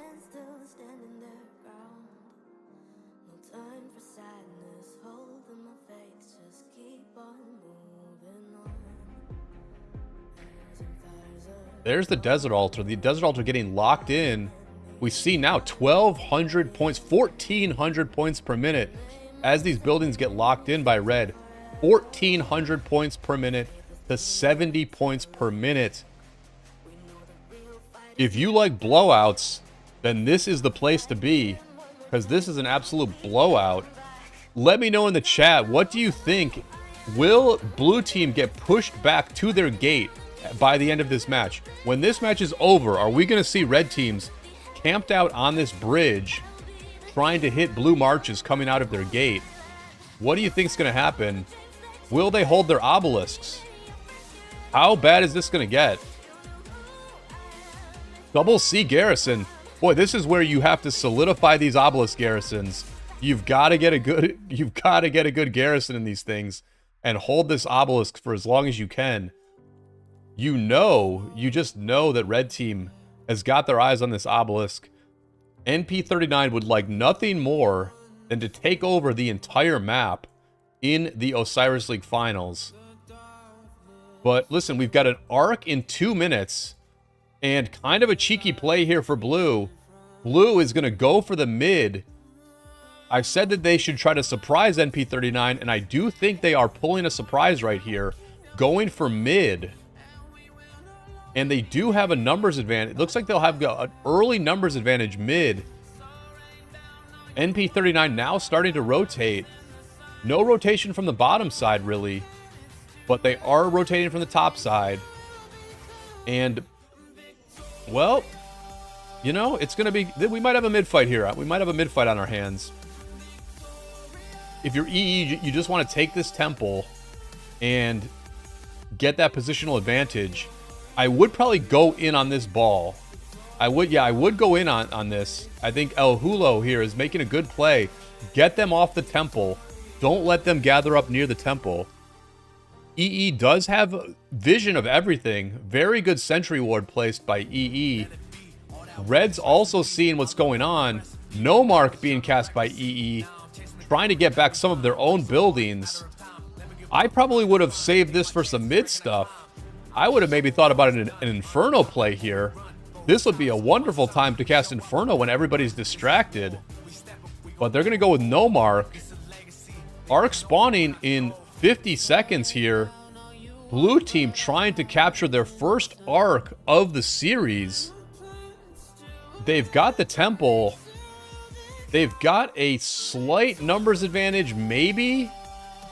Red's on their way, but a nice pickup here by Cossack. We've seen Cossack make some pretty nice plays in the field, and they can hit some of these marches as they walk to mid. Pretty good value for Cossack's marches. But it's really kicking off here in the mid. Both teams mixed up with each other. No organized push from either team. They're just engaging as they get there. Arc spawning in 10 seconds. Blue team's trying to keep the fight on the other side of the map and get an early grab. And at the same time, we've got B11 here trying to harass any would-be arc grabbers. Arc spawns. Who's going to go for it? Yep, look at this. The player who's grabbing it is also the player that's being attacked. They do have a full health march that they're probably... Oh no, it's going to be B10. B10 grabs it from the red side. Big pull by B10. Oh no. Blue was looking so good, but then a huge pull by red. And it looks like they're starting to have the numbers advantage as well. Sad phases from blue. No sad faces from red. And B10 is getting a really nice pull here. Oh boy, big pull here for B10. Still at half health. Oh man. Blue made a nice play on this arc, but it was the pull. If the pull had been different, this whole scenario is different. But as is, a big pull there by B10. Arc is down. Arc is down. But a lot of red surrounding this thing. A lot of red surrounding this thing. Blue needs to push to the arc. They cannot stay at this temple. This is an irrelevant fight. The fight is happening right here. Arc not moving. Arc down again. Nope, it gets captured by B10 again. Same player grabbing the arc for a second time. Pretty big march here in Alex. That march speed on the infantry, plus the tankiness. It's a pretty good march to be carrying the arc in a hectic situation like this. Maxim in the chat asking, how is this the final match? OMG. Listen, if you make it to the finals, you play in the finals match. It's as simple as a playoff bracket. The explanation is just there in the results. EE pulled some huge upsets to make it this far. One of their players in the chat earlier was saying that they were underdogs in every match. And they made it this far, but they are being a bit outclassed here by NP39. And honestly, in that arc, they were just outplayed by NP39. EE had a real shot at that arc, but NP39 got there at the last second. This player here, B10, grabbed the arc at the temple, and that was very, very clutch. So as that happens, as that arc gets secured, EE has taken back some of their buildings. VIP 18 player here, B7, the MVP of Game 1, pushing to the Shrine of War, which they already hold. They already hold this building. Kind of some cool animations around this building. I kind of dig that. But B7 is going to be here at the building. And listen, I may have given you all a bad read, thinking that EE would get pushed back to their gates. That may have been a very bad read by me, because at the moment, they have all their outposts. They've got their desert altar, although it's about to get flipped. There it goes. But look at this, they flipped the Shrine of War out of nowhere. What happened here? Looks like this building was just empty. No, actually, this is interesting. Oh, they've had it for a bit here, I guess.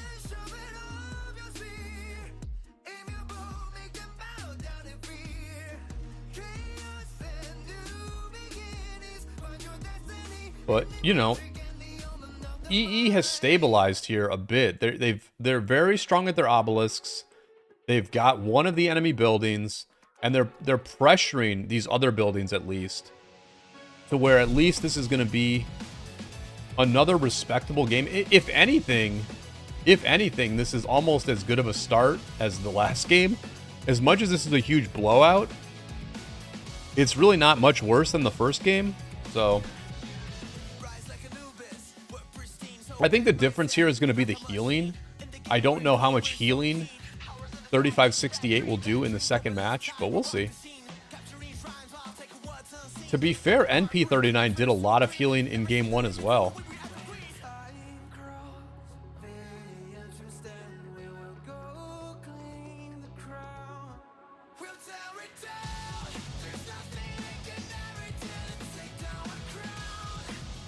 What I would like to see from NP39 is fast returns of the arc. Let's make this game a little bit more interesting.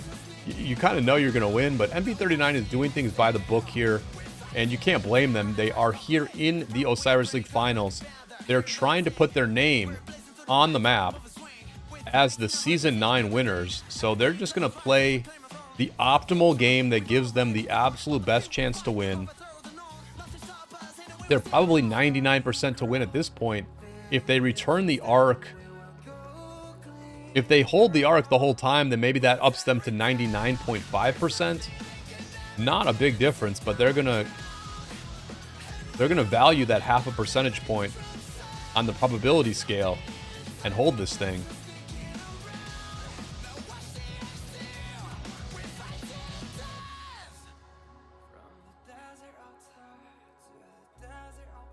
Charles Martel Garrison here. Trying to hold on against the swarm from EE. So many classic commanders getting run here in the realm of Sobek. Richard Sun Tzu here, trying to help clear the field. Richard's such a strong and useful commander early in the game. The massive heals from Richard make him great for chaining, but also make him a good open field commander in the early game. You don't lose health very quickly in the early game, and so the heal of a commander like Richard can keep some of these marches at full health for a long time. We see that this Richard Sun Tzu is just at full health the whole way as it swarms down this Shrine of War. I will be honest, I have played this game for almost 7 years, and I was using Richard yesterday to chain barbs. So, you know, some of these marches, they just last forever. Alex, of course, still getting tons of use in modern infantry marches. Lu Chi Alex, one of the top marches in the game.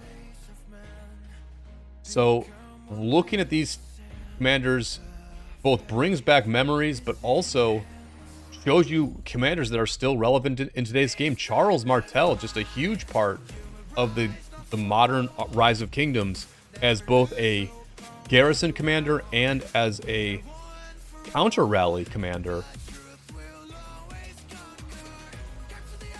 Marches like garrisons like Gorgo Charles is really quite strong against swarming.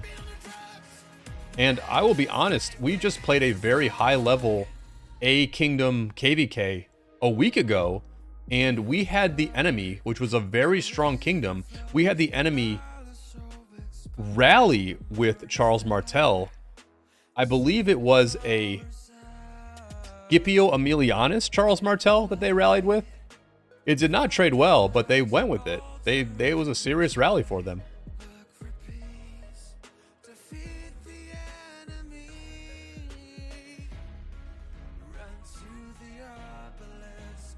So E pushing at the Desert Altar. Struggling here on the top side. Big red army here at the Desert Altar that they just took. But let's see if EE can get any kind of a push here at the enemy Desert Altar. Couple of sad faces here for NP. EE getting the early victories here in this open field fight.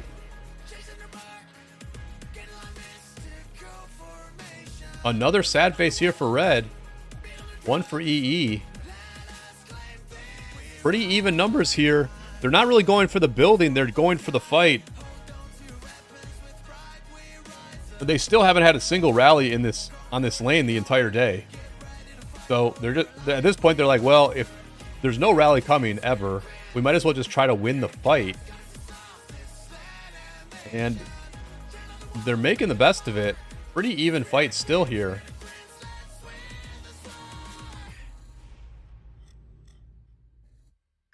Some Genghis Khan's teeing off. If you are in this ball, the march you try to focus fire first, I think, is the Genghis.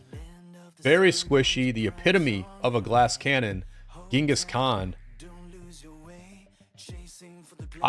Genghis Khan was the first commander that I did wheel spins for because I figured this is one of the greatest military commanders in the history of the world. Surely they will make Genghis Khan really strong in Rise of Kingdoms. I could have applied the same logic to Alexander the Great, of course, but yeah, maxing Genghis Khan certainly one of my biggest mistakes that I made with my account. But, you know, if you are one of these old accounts that goes back to the early game and you want to do well in Osiris League, I suppose you do build Khan. It might be interesting to look at how many Khans are on the red team compared to the blue. If I had to make a bet, I would bet on there being a lot more Khans on the red team. And there's that Bjorn. We've got the Bjorn out here again. For those who are younger players to Rise of Kingdoms, In terms of the epic commanders that you are seeing on the field here, these are the best fighting epic commanders. Who have we seen? We have seen Bjorn, we have seen Sun Tzu, and we have seen Baybars. And if you are going into KVK1 and you want to use some epic commanders to get some okay trades to help your team, I would focus on some of those commanders. Baybars, Bjorn, and Sun Tzu. Baybars Sun Tzu makes a nice cavalry march. You can also run Baybars Ethelfled as a cavalry march, and that's a pretty good option for the early game.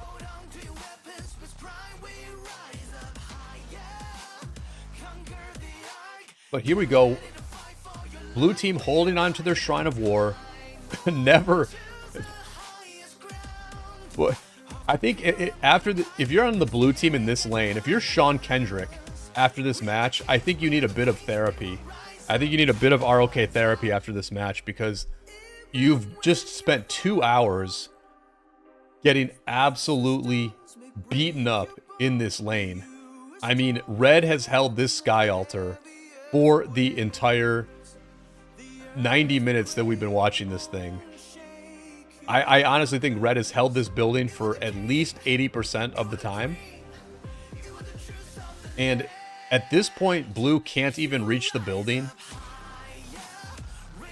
If you're NP39, you don't even need to keep this building completely full, because Sean Kendrick and the boys are not even getting to it.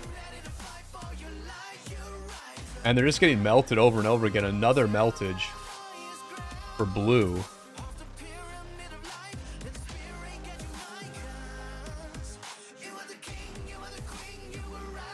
Somebody in a few players from EE are in the chat, and someone is asking them, "Are you guys leaving EE?" Sheepy responds, "Why would we leave? We did better than expected. We are family."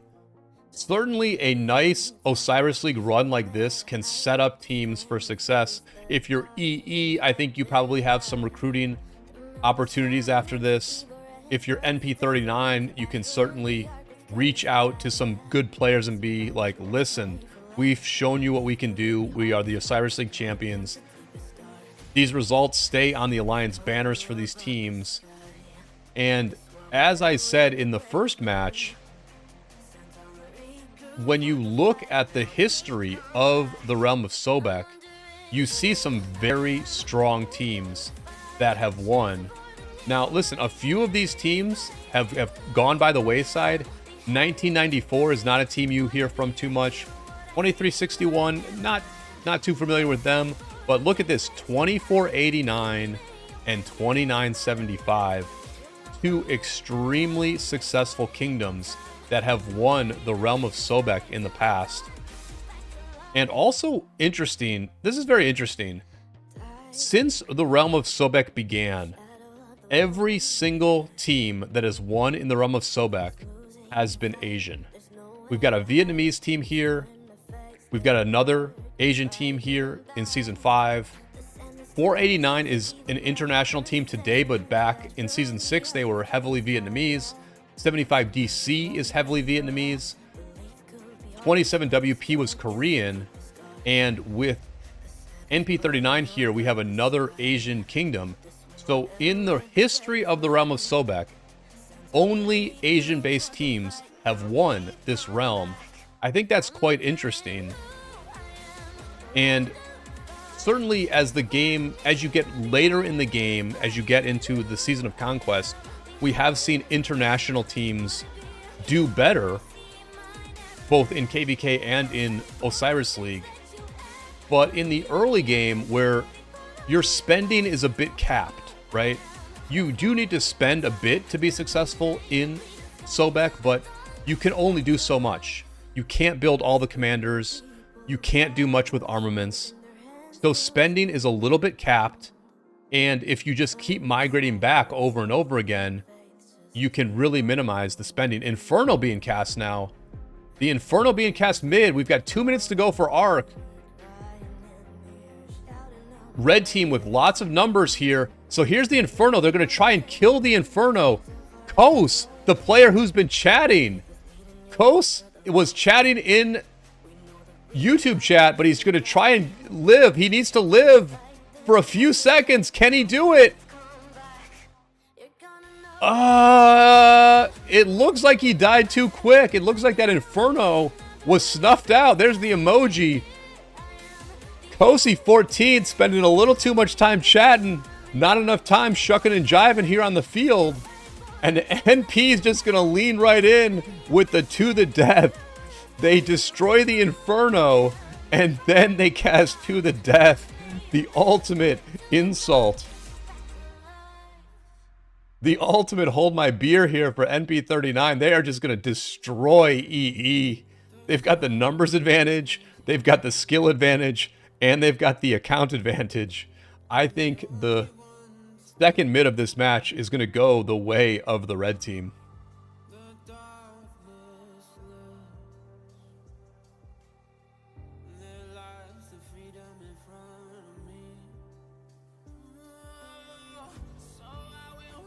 But like I was saying, Sobek is a little bit less of a spending game than Season of Conquest, and we've now seen 5 straight Asian teams win in the realm of Sobek. I think that does speak to the fact that Sobek is a teamwork game, and many gaming cultures in Asian countries do have a culture of teamwork. We can see that from NP39 where their names, there's so much willingness to immerse yourself as part of the team philosophy that they've even named themselves the same, basically. They've named themselves for their role in Osiris League. And if you think that has nothing to do with their success, then I think you're just underestimating how much teamwork matters in Rise of Kingdoms.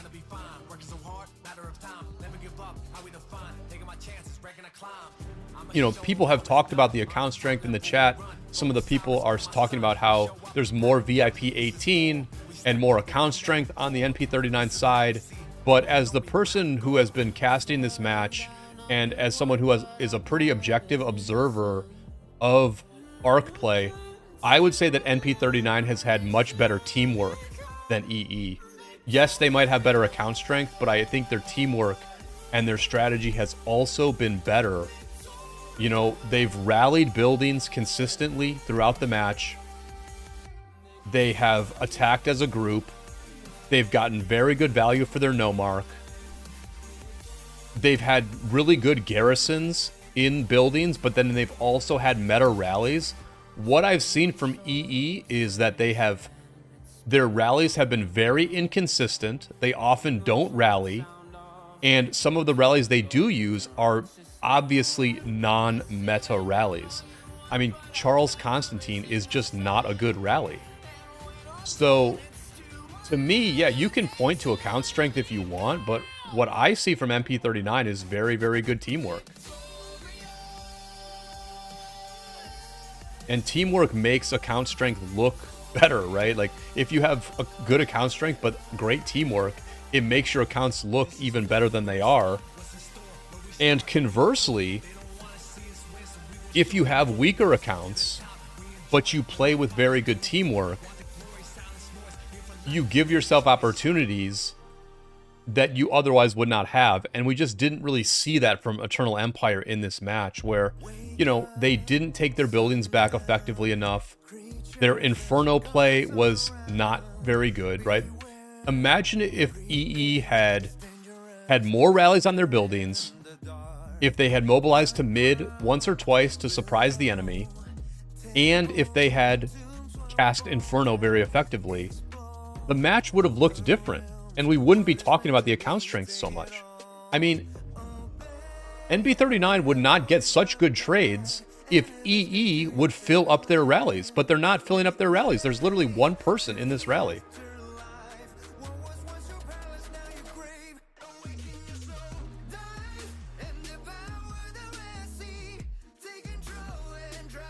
But, these are potentially very young accounts. We certainly feel that from just looking at some of the power on some of these players. These are likely some very young accounts. We've seen You know, here's the Minamoto. We've seen a lot of epic commanders. So there's a learning curve. There's a learning curve to Rise of Kingdoms. And it sometimes takes a very long time to get everything right.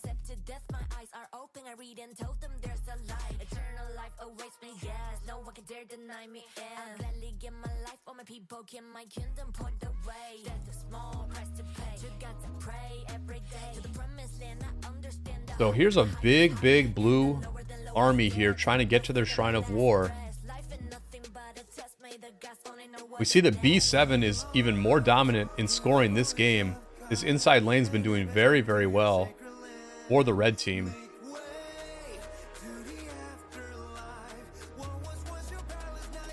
The chat noting that NP39 had a very tough match in the semifinals against 3535. 3535 was one of the favorites in the realm of Sobek.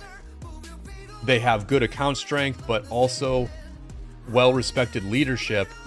So certainly NP39 has had some tough competition in this Osiris League. But you know, at the end of the day, EE deserved to be here. They had a tough road. They won some very close matches. They pulled a huge upset against 3560. We're not necessarily seeing EE at their best here, but you know, it's not taking any, I'm not trying to take anything away from what they've accomplished. I'm more so trying to just highlight that a lot goes in to high level arc play. You need the account strength, but you also need the teamwork. You need players making good individual decisions, and you also need good skill usage. So there's just a lot of factors. And what's great about the Osiris League in general is that oftentimes both teams are masters of every factor, and then you have a very close match being played at a very high level. Didn't really get that today, but we did get gift codes. Another gift code being dropped in the chat. Do grab these gift codes, everybody. I'm going to cut and paste them real quick and do them after the match is done. So whether it's a blowout or not, we are getting the redeem codes for the in-game items. Thank you to everyone from Lilith for supporting all of this Osiris League coverage. It has been very enjoyable casting matches all season long, and also happy to wrap things up with the Realm of Sobek, bringing back the old school feel of the original Rise of Kingdoms.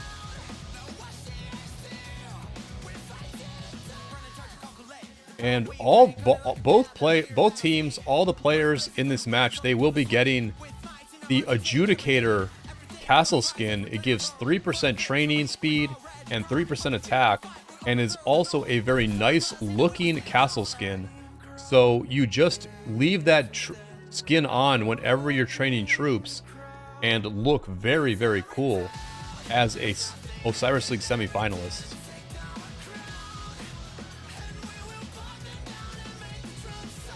And there will also likely be a few players who will get individual awards. There are individual avatars that you get for things like the most arc captures or the most kill points for the entire season, I believe. So it's possible that someone from NP39 is going to get some unique avatars for being the top performer in the Osiris League. You can view those standings by going to the stats page on the Osiris League hub in-game. So here we go. Obelisks starting to get captured. Looks like a rally got through. This is going to be captured in 5 seconds. We are going to see some NP39 players teleport in. I can guarantee it's going to be fast. Yep, there it is. Immediate teleport in with the VIP 18 animation. The boat from B7 teleporting to this obelisk, as do a few friends. Oh boy. It's about to get ugly. Look, B7. B7 just immediately starts swarming cities, not even trying to defend this obelisk. Mission accomplished. They got 5 cities into this obelisk, and it's going to get ugly. B7 with his boat is going to try and clear out all of these cities from blue. They've got 19 minutes to do it. I like the chances. Oh, and here we go. Another blue city getting in here. No, that's a red city. They still got the obelisk. 6 cities now from NP39 over here on the blue side. And blue has basically 2 options. They can either heal like crazy and try to keep their buildings at this obelisk area, or they can just wave the white flag and get teleported out. Well, that's what happens.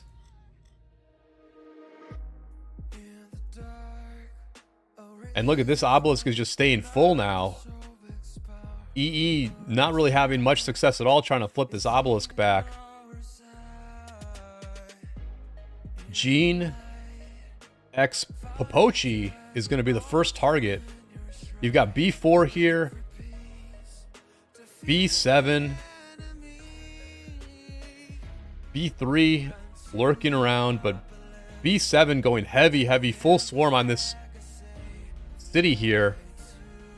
And look at the score. Look, let's see how many points B7 has by the end of this match.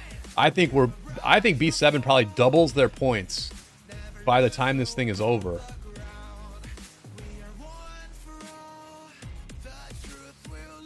Atlas, the reason they only have KVK2 commanders is because this is the realm of Sobek. This is pre-Season of Conquest, so there are no Season of Conquest commanders. I was curious whether Bertrand and CJ would be in this commander pool, but I guess not. Maybe they are KVK3 commanders. There goes Gene. Gene is out. That's going to open up another teleport spot, and this can potentially snowball if Red starts teleporting more players in. Yeah, Rambling in the chat confirming that Bertrand and Jan are KVK3 commanders.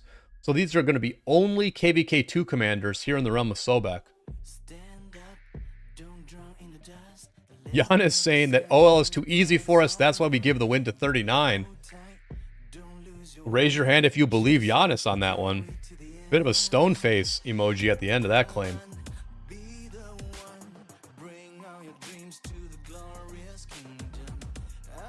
Here's Sean Kendrick. We've been highlighting the travails of Sean Kendrick throughout the morning. And Sean Kendrick is going to be the second target as B13 joins the party.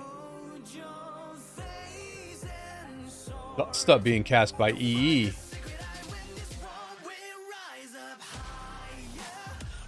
It was a Woo on the Sean Kendrick's wall initially. Now it's a Constantine. Down to 65 million power.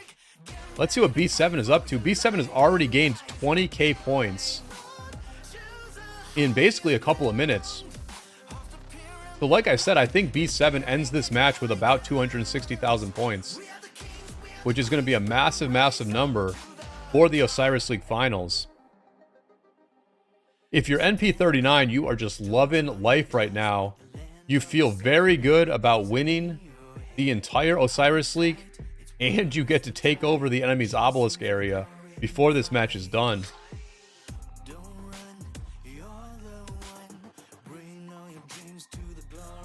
Dex King making a valiant, if futile, effort to try and swarm down this obelisk. I'm sure that obelisk is full. There goes Sean. Sean's out. And they're just going to rotate to the next one. Poor G Poe. Flashing the emoji.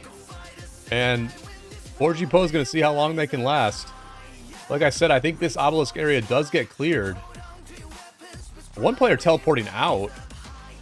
You know the top side has got to be thinking about trying to take this obelisk. And it looks like E is like very focused on just holding the obelisk. Cheap Love Lilith has been healing a lot today. The heals have slowed down, but both teams still healing a fair bit. But if you're the red team, you certainly want to get going on this obelisk if you can. This obelisk is just gone. Now, if you are a blue city here, what you can do is you can heal. You can very quickly use 50 gems to heal. That's what Porgy-Po did. He immediately healed. Although he's still smoking. If you heal very quickly with the gems, it slows down how quickly the durability of your city goes down. It's only when your durability is at 0 that you are teleported out. It's not when you lose a fight. So let's see how long Porgy-Po can last. A lot of the players from red are being distracted, just cleaning up in the field. Not much swarm here on Porgy-Po at the moment. Ark was just returned.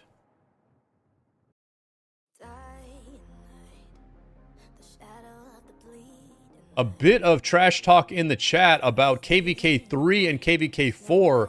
Plenty of serious teams in the realm of Sobek. And Osiris League is just one vector by which these teams can compete with each other. KVK is another factor. And then the recruiting streets is the other area. So some of the teams that have been knocked out of the realm of Sobek Osiris League, they are already thinking ahead to KVK3, KVK4, and some of these teams that played each other deep in the Osiris League will play again in KVK. One player saying they are going to join a rival kingdom as farm fillers, LOL. So, hey, listen.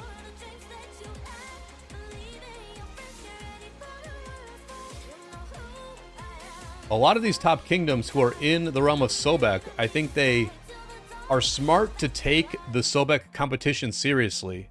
You know, really compete with each other, try to be the best, try to get those nice, tough victories. Because no matter how strong you are in Sobek, you do get a rude awakening when you go to the Season of Conquest. That has almost always been the case. I will say there are a few kingdoms in the 3000s that now seem able to compete as soon as they reach Season of Conquest. Certainly a kingdom like 3308 came into SOC and was immediately a very strong kingdom. I don't know if this next batch of Sobek kingdoms are on that same level where they have, you know, massive whale presence. But we have certainly seen some teams in the 3,300 range that have come into Season of Conquest and are immediately a very relevant kingdom.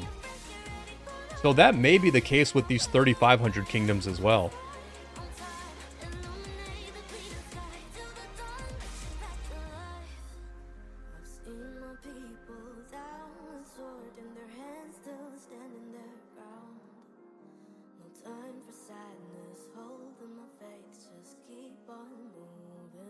So this obelisk is about halfway gone.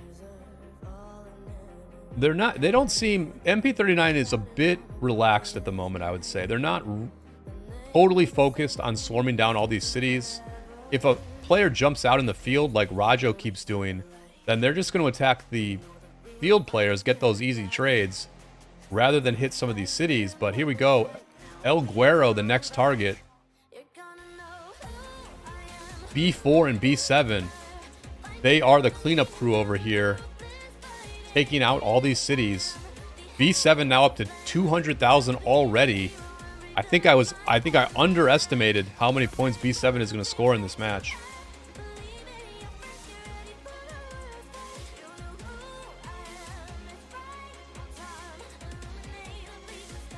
And how nice is that boat? How nice is the boat? To the death being cast at this obelisk. To the death just being cast on this obelisk. So they're going to try to clear things out faster. relatively high value to the death here. If you're B7, you love that the to the death is being cast on you. This is actually the second match in a row that B7 has gotten the to the death. But it was a different player. It was a player on the other side of the map casting it, so fair play there. Time Warp now. And No Mark also getting cast by NP39. Excuse me, it was actually to the death by EE. It was EE that cast to the death to try to defend these buildings. And now No Mark being cast to just boost the points. Look at this. 50 points to 1,365 points. Pretty massive point gain advantage for NP39 coming down the stretch here. I do give EE credit for holding some of their buildings, in all honesty. I'm not saying that sarcastically at all. I respect the fact that they kept this thing a little bit respectable. You know, holding their obelisk on this side at least. And they did change up their bar a little bit. I think they added to the death and got rid of Bog Down. I don't know if that was the best play, because obviously the to the death didn't do a whole lot, but they did change the bar up a little bit for this match.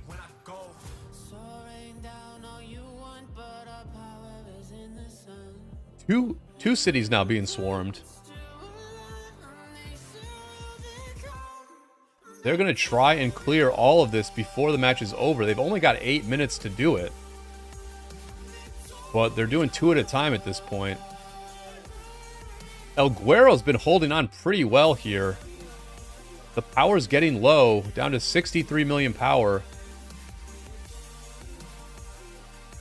Everybody breaking off. Look at this, a coordinated break off to refresh.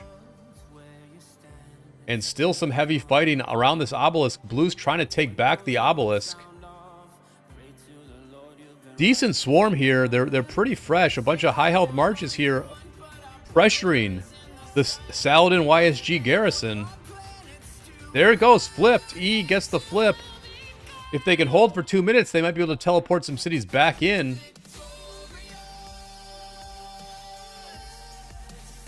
By the way, look at this. One player here, A14, has teleported to the other side. I don't know if this was authorized. I don't know if A14 was authorized to come over to this side. But they did it anyway.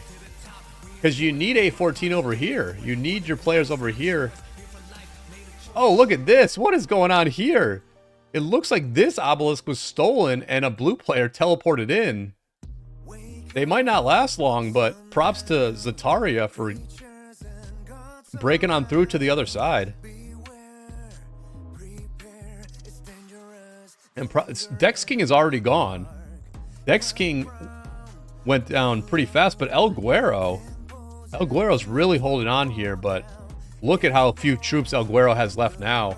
If they're going to extinguish their wall, they're going to have to do it very quickly. And I think El Guero will be teleported out here very soon, regardless. Look at how fast El Guero's city is now dying. You just can't heal. You can't extinguish the wall fast enough. Although El Guero does seem to be trying. El Guero's just in his city, hitting the 50 gem button to extinguish his wall as soon as the wall is set on fire. But I do think he'll be teleported out soon anyway, because the durability still drops. And there he goes. Another city down. And there's about 5 cities left for NP39 to clear everything. Arc is spawning in 15 seconds. No blue marches there. This is like when you're winning a KVK and you just are standing at a burning enemy flag, and it's a bit of a campfire situation. This is kind of the same vibe. Everybody's just hanging out, feeling good about things. And who's going to get the Arc?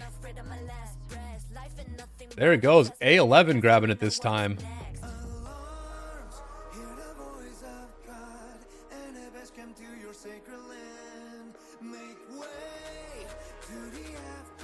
El Hulo now being targeted.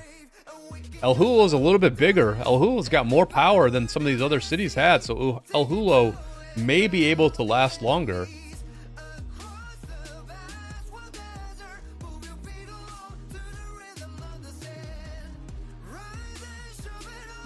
Saladin YSG, City Garrison, and just an absolute plethora of Saladin, Alex's, and a handful of Minamotos pressuring this building. Here comes A14, the unauthorized player on this side of the map. There's B7. B7 just teleported closer. B7's not messing around. B7's trying to set an all-time high point scoring in the Osiris League. I'll be honest, I would bet that this will not be the all-time high for this player. I can just imagine that there must be some matches in their history of Arc where they absolutely dominated more than this, but this is going to be a very, very good score for B7 here. Getting back-to-back MVP awards. Already up to 270,000. I think they will break 300k points in this match. Very, very impressive scoring here for B7.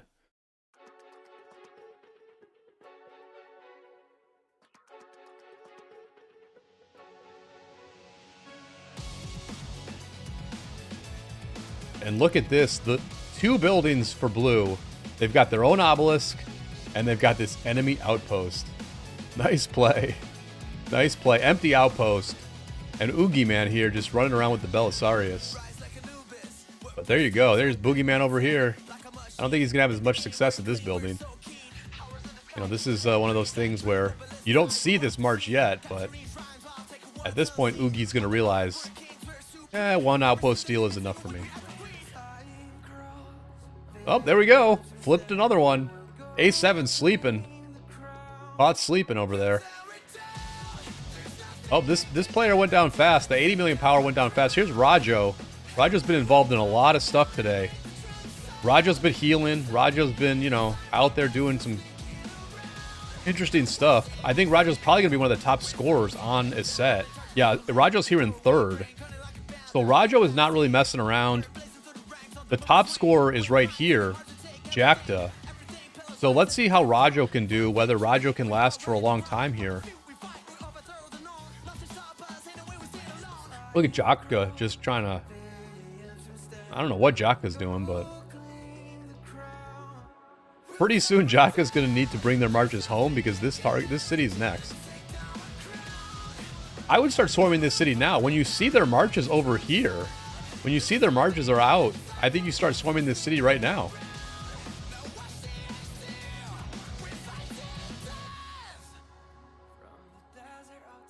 And there goes Rajo. Rajo did not last long at all.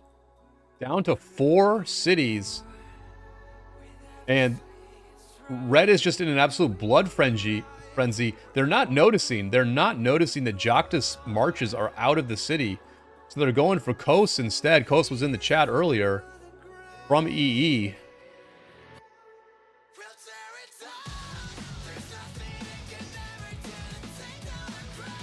And another blue city just getting absolutely melted here by NP39. They're really not making too hard of a play at this other obelisk. The top side has really focused on holding their obelisk at this point. The bottom side is getting depleted though. Only 1 minute left. I guess they're going to hold. I was wrong that they would clear this entire area. They are going to hold at least some territory with 1 minute left in the Osiris League season here in the realm of Sobek. NP39 well on their way to a dominant victory. And it will be interesting to see what the future holds for NP39. As a reminder, they are from Kingdom 3539. Over the next few months, we will see this kingdom number start to show up in the matchmaking for the Season of Conquest, and we will see how they do in KVK, and we'll see how they do in Osiris League Season 10 in the Season of Conquest. It changes quick, right? These teams that you've not really ever heard of, they put their name out there with a strong OL performance, and then all of a sudden they're part of the mix. They are part of the competitive pool that the rest of us are in. There it is. Victory for NP39. B7 finishing off with an MVP, 331,000 points. Very strong performance for this 2-star kingdom, Kingdom 3539, winning the realm of Sobek in absolutely dominant fashion. The chat's been going crazy with trash talk. Lots of very competitive kingdoms in the realm of Sobek. We did see that today to some extent. It's just that one team was much better than the other. But thank you all for watching. Please continue to follow our Osiris League coverage. There will be a championship season that NP39 will be a part of. I believe that's a balanced mode type situation, but we will see more from NP39 in the finals. So thank you all for watching, and I will see you all on the flip side.